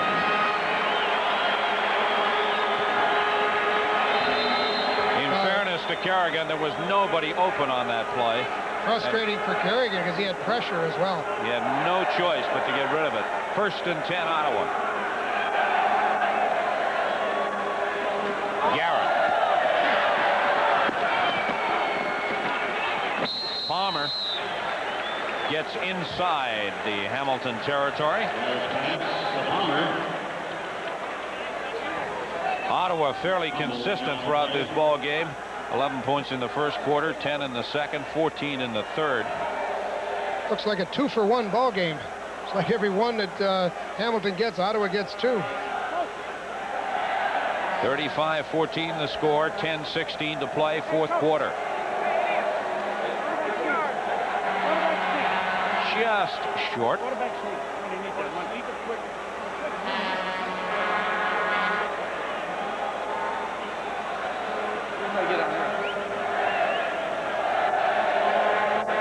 Need about the length of the football to keep this drive alive. Temperature has dropped. It's gone all the way down to 75 degrees Fahrenheit. Started out around 86. So it's actually quite pleasant now. Still warm. 2nd and about the length of the football. They give to Barnes, and Barnes has the first down with yards to spare. Now let's go down to Scott Oak, who's standing by with a guess. Well, Steve, who says that football players don't have the artistic touch? Barry Moten played linebacker for the Rough Riders for a couple of years, used to use these hands to beat up members of opposing offenses. Now he uses them to make pretty specific paper-mache sculptures. Look at this one. This is Daniel Hunter tackling Tony Champion. Looks like there could be some interference on that play to me, Barry. And this is for some variety. Paul Osbaldiston chasing Rocket Ismail. This one goes for what, about $350? Nice work, Barry. These are really good. $350. I did that one for Daniel Hunter for the Ottawa Rough Riders. This one I'm planning on taking them down to Toronto for the Rocket. I've had it autographed by Paul Osbaldiston. And when I go to Toronto, I'll try to get the Rocket. Okay, and mine will be ready, what, next week? Whenever you want it. Okay, not to worry. Anyway, congratulations. Outstanding work. You're pretty talented. Back to you, Steve. Yeah, I'm working on one. It's got Scott Oak tackling Joe Galatz. Never happened. It could never happen. What do you think the Rocket would pay for that? He's going to pay apparently the same fee, around $250, $300. I think I'd charge him more. He's certainly got the money. I'd put the GST on it. Import tax, transportation, handling. Well, the guy makes a few million a year. You think he could afford a little bit more than a couple of $100 for something like that. Quite well done. I've never seen that kind of work before. Well, you know what Garrett's saying? Garrett's saying, let's not run that play where the guy comes and hits me in the face and the ball goes up in the air. Lots more CFL action coming your way on CBC. Monday, a doubleheader. Starts at 1:30 Eastern Time. The Rocket and the Argos are at Ivan Stadium in Hamilton against the Ticats, followed immediately by Ronnie Lancaster and the Edmonton Eskimos making their annual visit to McMahon Stadium in Calgary to take on the Stampeders. It all starts at 1:30 Eastern Time on Monday. A CFL on CBC doubleheader. And I'll be joined by Dan Kepley, the former outstanding linebacker with the Edmonton Eskimos, for our telecast of the Eskimos Stampeders game. Looking forward to that. Having Dan Kepley in the booth. I promise that I will behave myself. Giftopoulos is out of the game for the Ticats. It's a 2nd and 10 situation for the Riders from the Ticats 44.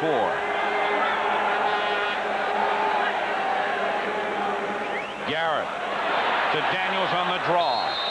And Daniels gets down to the 37-yard line. Zidell is there to make the stop for the Ticats.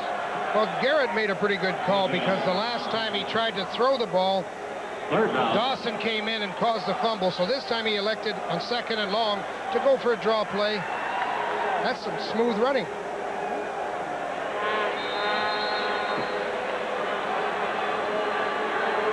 And that will bring on Terry Baker to attempt a field goal from the 45-yard line. His longest this year is 52, so it's well within his range. They fake it. Garrett faking the field goal. There's nobody downfield.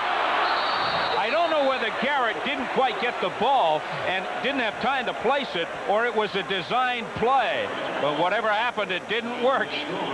Ottawa lead 35-14. Welcome back to Lansdowne Park in our nation's capital on a very hot and humid night. And there was some hot action a few moments ago. This was a little bit of a mix-up on the snap, but the wingback was trying to get out. And Bonner, watch the wing. Well, you can't see the wingback, but he's trying to get out. And Garrett doesn't have anybody to throw to, so he has to eat the ball. They tried initially to do a sucker shift, is what they call it, on the field goal attempt. They snapped their hand down, hoping Hamilton would jump off sides. It didn't work. The fake field goal didn't work, and Joe Faragelli is going to draw it up for the coaches. All of that gives Hamilton 1st and 10. Kerrigan puts it up over Winfield, and Winfield can't hang on. He was being covered by Andre Dawson, so it was one-on-one. Now remember, Winfield's got a bad back, or sacroiliac, I guess would be a more specific term, but Winfield has that problem with his back, and he could have adjusted to the ball, but he just can't move. He's not able to make that adjustment. That wasn't a badly thrown pass. All of which raises the point, why do they still have him in there if he can't move? You know, Cartwright's hurt. They've really had the receivers bumped up in this ball game. So the Tabbies will do it again. 2nd and 10 from the 42. Kerrigan is down at the 36-yard line. Well, there's the illustration of why you like to get a team in 2nd and long. You get Brian Bonner coming in there, and you get Patrick Wayne coming in. They're blowing through the gaps. And, I mean, it's just smother the quarterback. Fair to say that Bonner is having a good night. That's his 3rd sack of the game.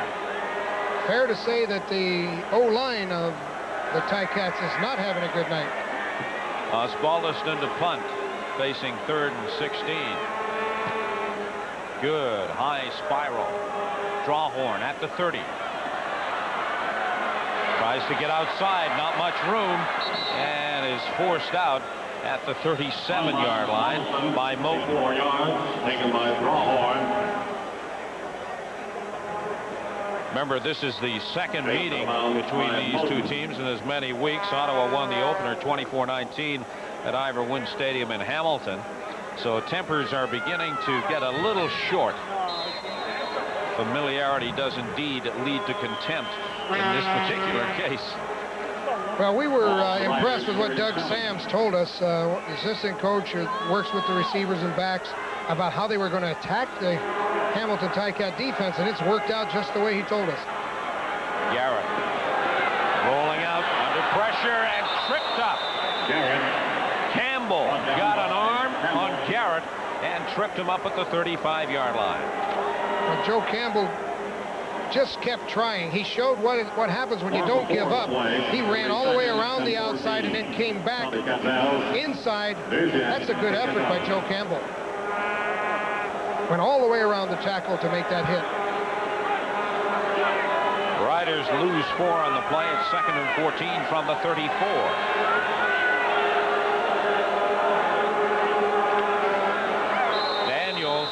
Taking that that handoff and trying to find some room inside, but runs into Jones. Jones making the tackle. Third down. So the Rough Rider offense stalls. They haven't stalled too many times in this game against the Ticats. 6:23 to play, fourth quarter. Ottawa lead 35-14.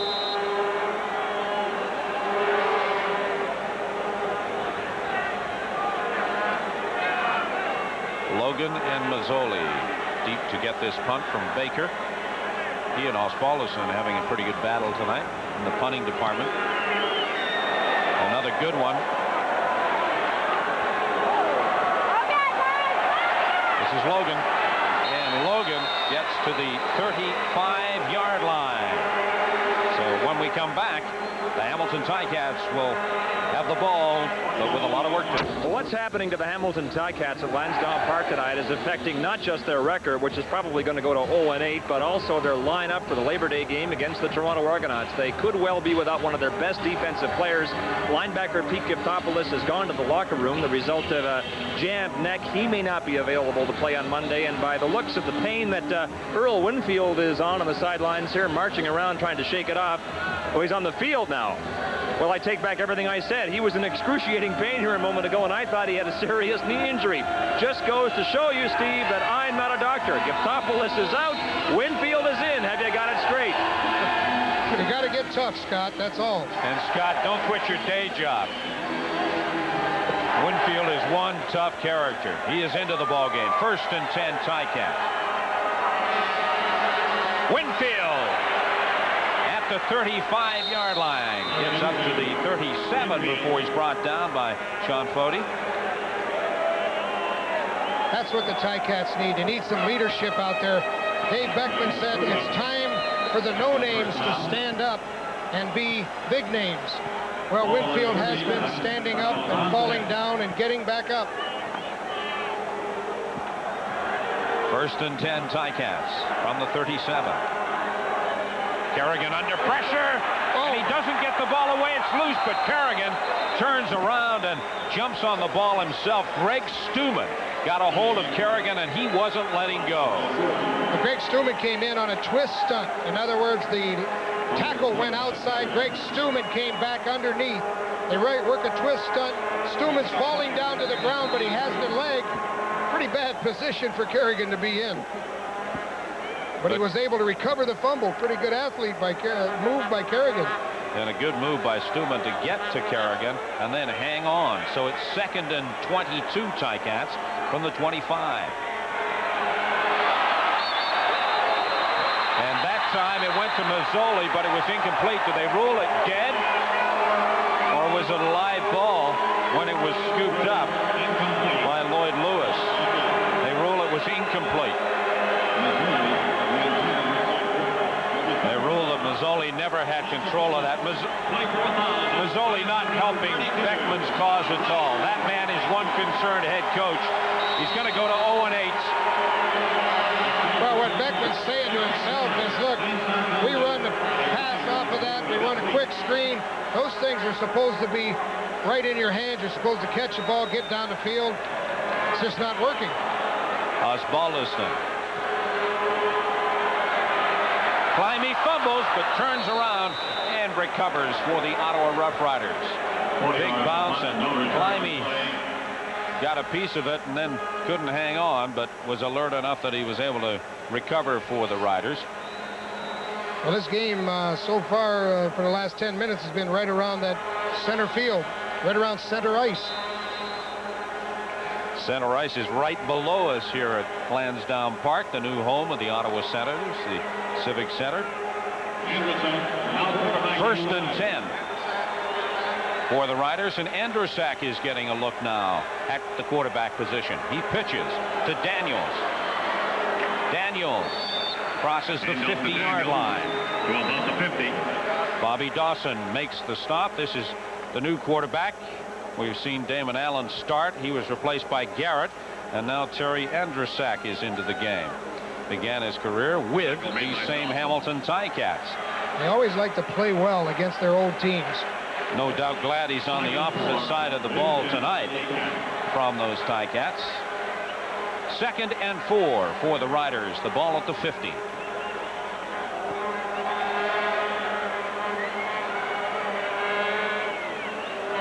They give to Daniels, and Daniels is dropped for a loss by Andrews in the Rider backfield.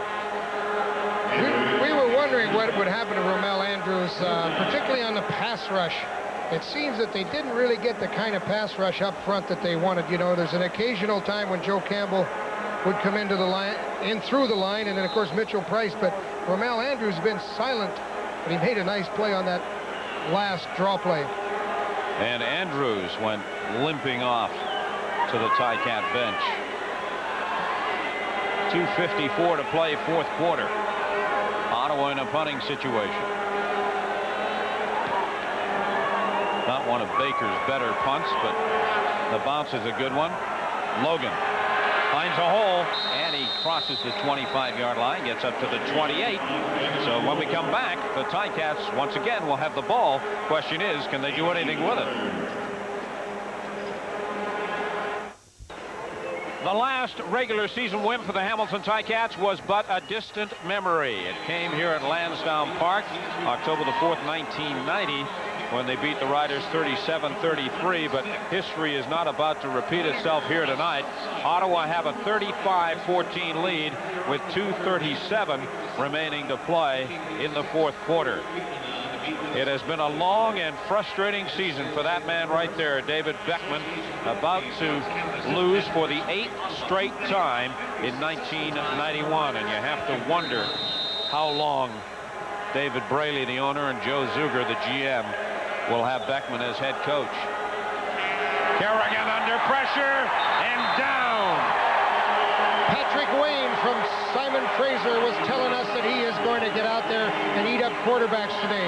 He's had a pretty good ball game. He's been in there every time, hasn't always gotten the quarterback. He got him.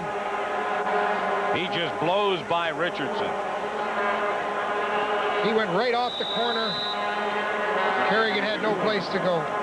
You know, Beckman said, I'm not ducking anything. I know we're 0-7, but we're not practicing like an 0-17. That says a lot about that offensive line of the Hamilton Ticats. No production for their quarterbacks at all. 2nd and 24. Kerrigan fires, intending for Winfield, and that was almost picked off by Gord Weber.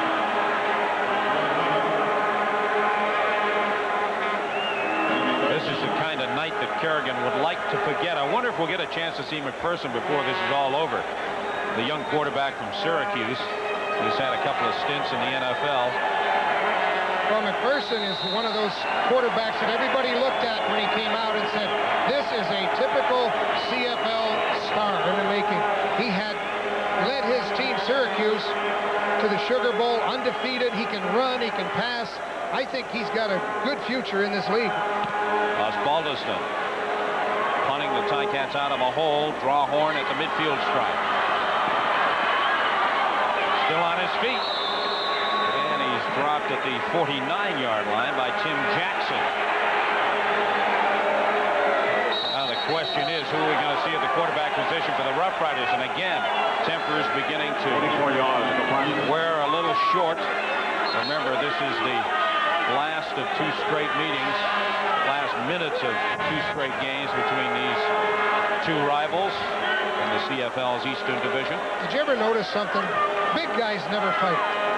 You know, they talk in the newspapers about how they're going to beat up the other guy and everything, but they always play beat. You know why? Because they get hit on every play. You see some receiver, he'll go out there and take a shot at somebody. He hadn't gotten hit the whole game. I guess the big guys, like you say, have ways of taking it out on each other legally. Between the whistles.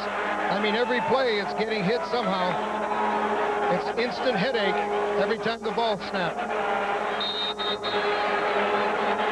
Well, they marched the ball back against the Ticats, 15 yards.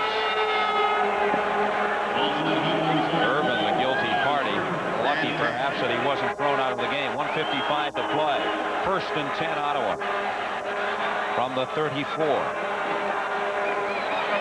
Palmer, and Palmer battles his way down to the 27-yard line. Mitchell Price is there to bring him down.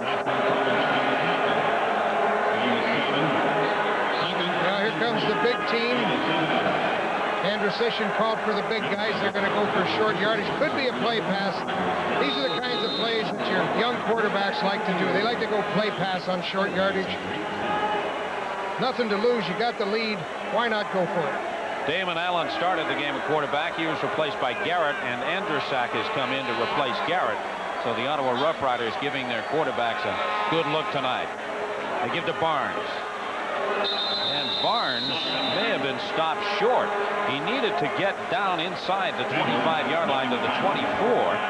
Campbell, Price, and Moten combining on the stop. No, they're short of the first down by about 1.5 yards. And Mitchell Price anchors in that nose tackle position. It's kind of tough to move him out of there. But with a 35-14 lead on this kind of field position, they might as well go for it. They give to Barnes. Barnes with the hole. Barnes down inside the 15. Seidel there to make the stop for the Ticats. That's what the defensive coaches love to see. They love to see the offense eat up the clock late in a game. They don't want to have to go out there and be exposed. They don't want to oppose the opposing team they're playing next week to see what they're doing. Better to let the offense run the clock out. Less than a minute to play. And Dresiak looking for somebody. Fires across the middle. In and out of the arms of Brock Smith. Smith was in the end zone when he made contact with the football, but he couldn't hang on. He was going for the rebound. That thing bounced off his chest, and what he wanted to do, Brock wanted to come back and catch the rebound. Couldn't hang on to that one either, so he missed 2 passes on this. That's putting the ball across the field by Andrusician. He saw Smith out there.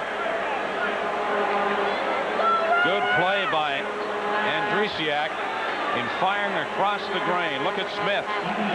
Right in the hands. They always say, jokingly, it's a bad position in which to hit a receiver. Right in the hands. 2nd and 10. Pass over the middle. And that is incomplete. That time, he was looking for Wilcox. But Wilcox wasn't looking for him.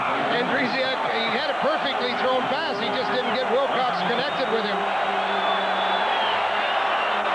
And the fans here at Lansdowne Park would like him to go for it, but wisely, I think Joe Faragelli is not going to rub it in.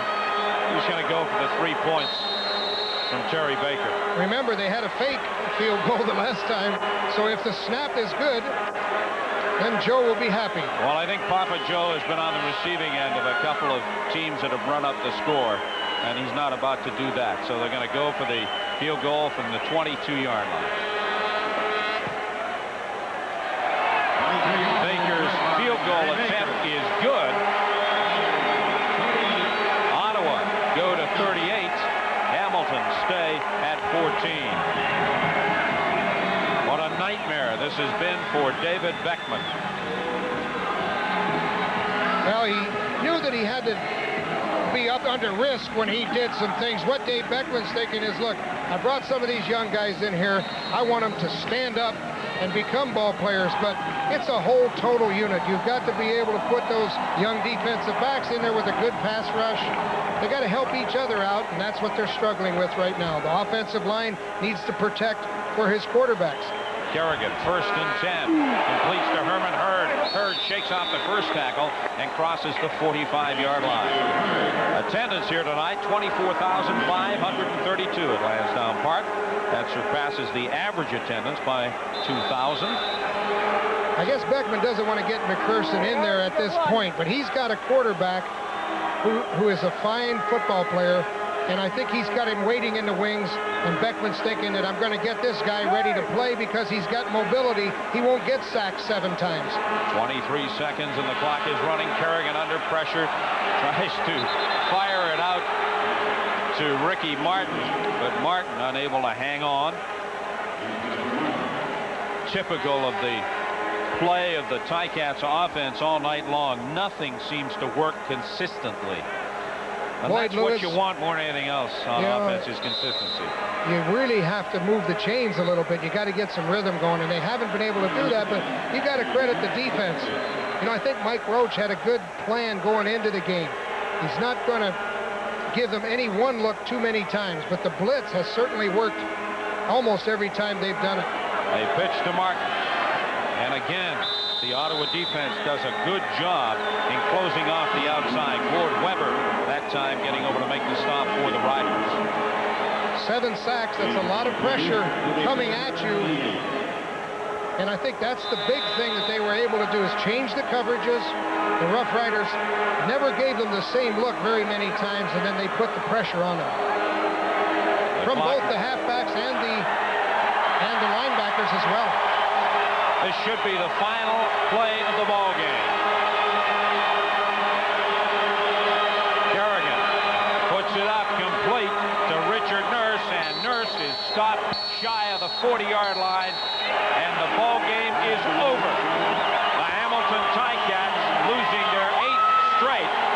The Ottawa Rough Riders evening their record at 4-4. That man, Joe Faragelli, has won his 4th straight game since taking over the Ottawa Rough Riders, and that ties him with George Brancato, who won 4 in a row in 1983.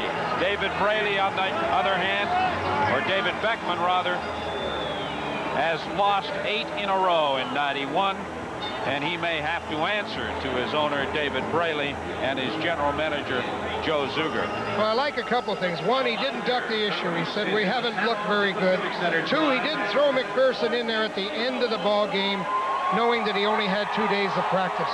He's got a commodity there. He's got a fine player, and he didn't throw him out to the Wolves. I think that's to Dave Beckman's credit. He's going to get him ready to play a football game.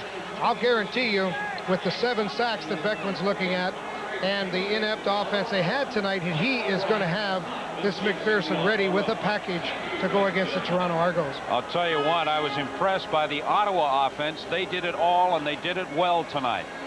Damon Allen is what you have to give credit to. He's rushing the football. Damon Allen made some great runs. Damon Allen scrambled and threw the football, and Damon Allen handed the ball off with fine play pass, play action, good faking. The Ottawa Rough Riders even their record at 4-4, but more important, a final here, 38-14. Riders win it.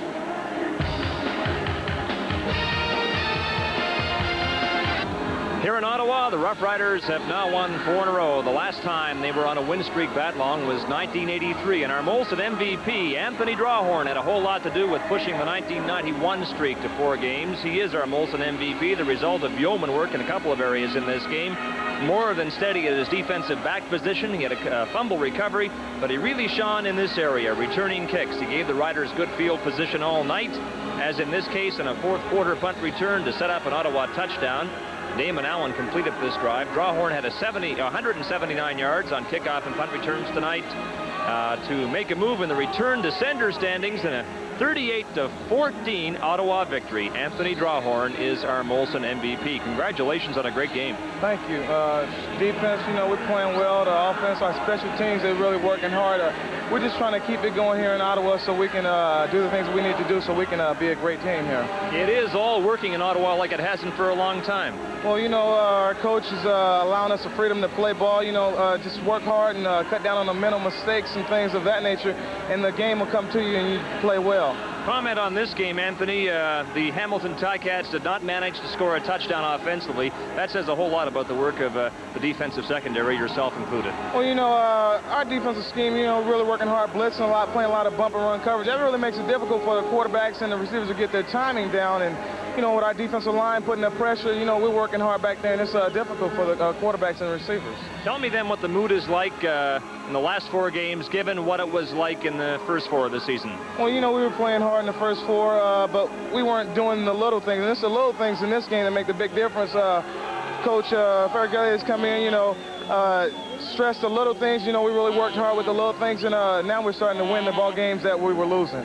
How much better does it feel to come to the ballpark in an atmosphere like this when you're on a win streak?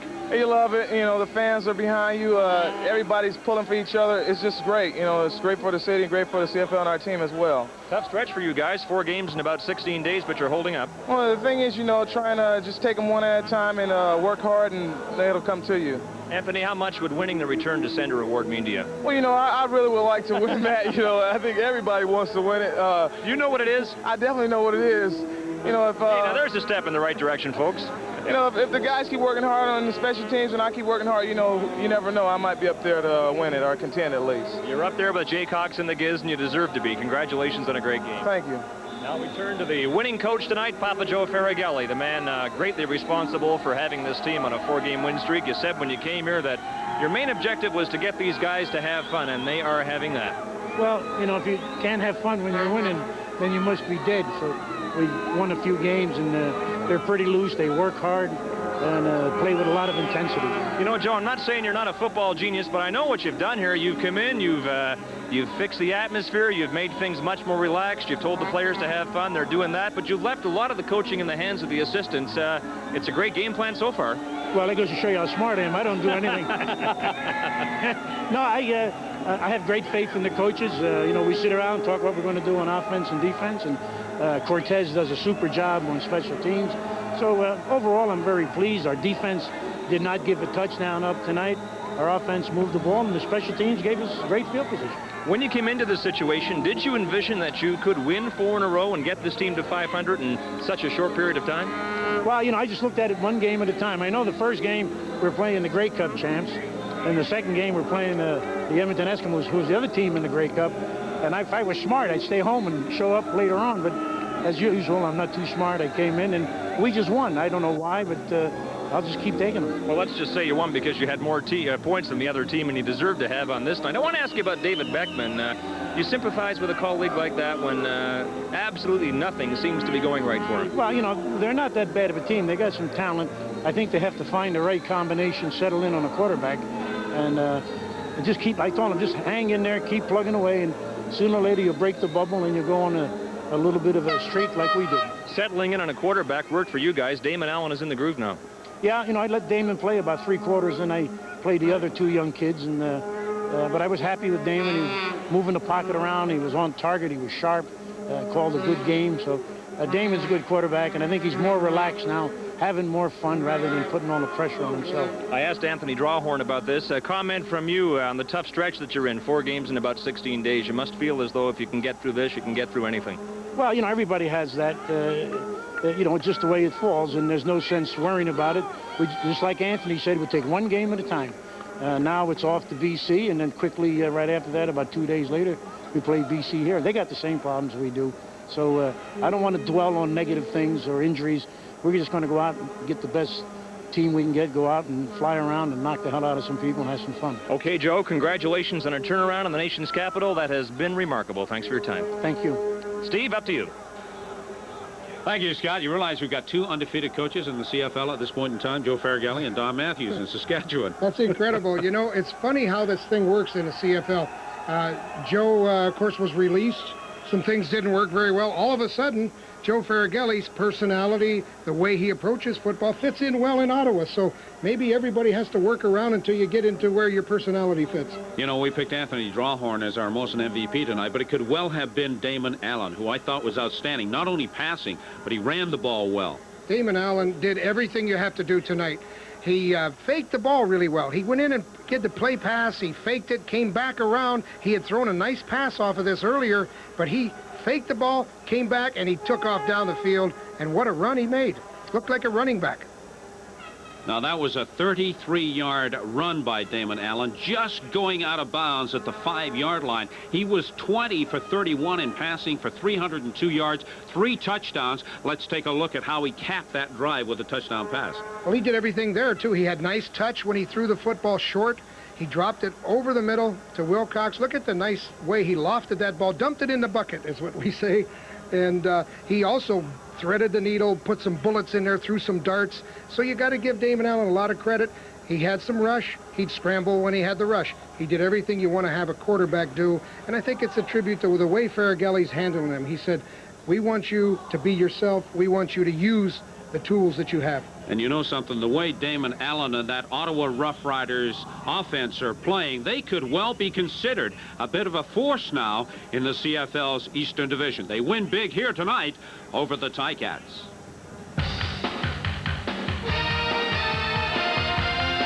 CFL's East Division standings have changed. The result of Ottawa's victory tonight, the Rough Riders are now within 2 points of the second-place Winnipeg Blue Bombers. Toronto leads the division with a record of 6-2, and the Hamilton Tiger Cats record 0-8, I would suggest, speaks for itself.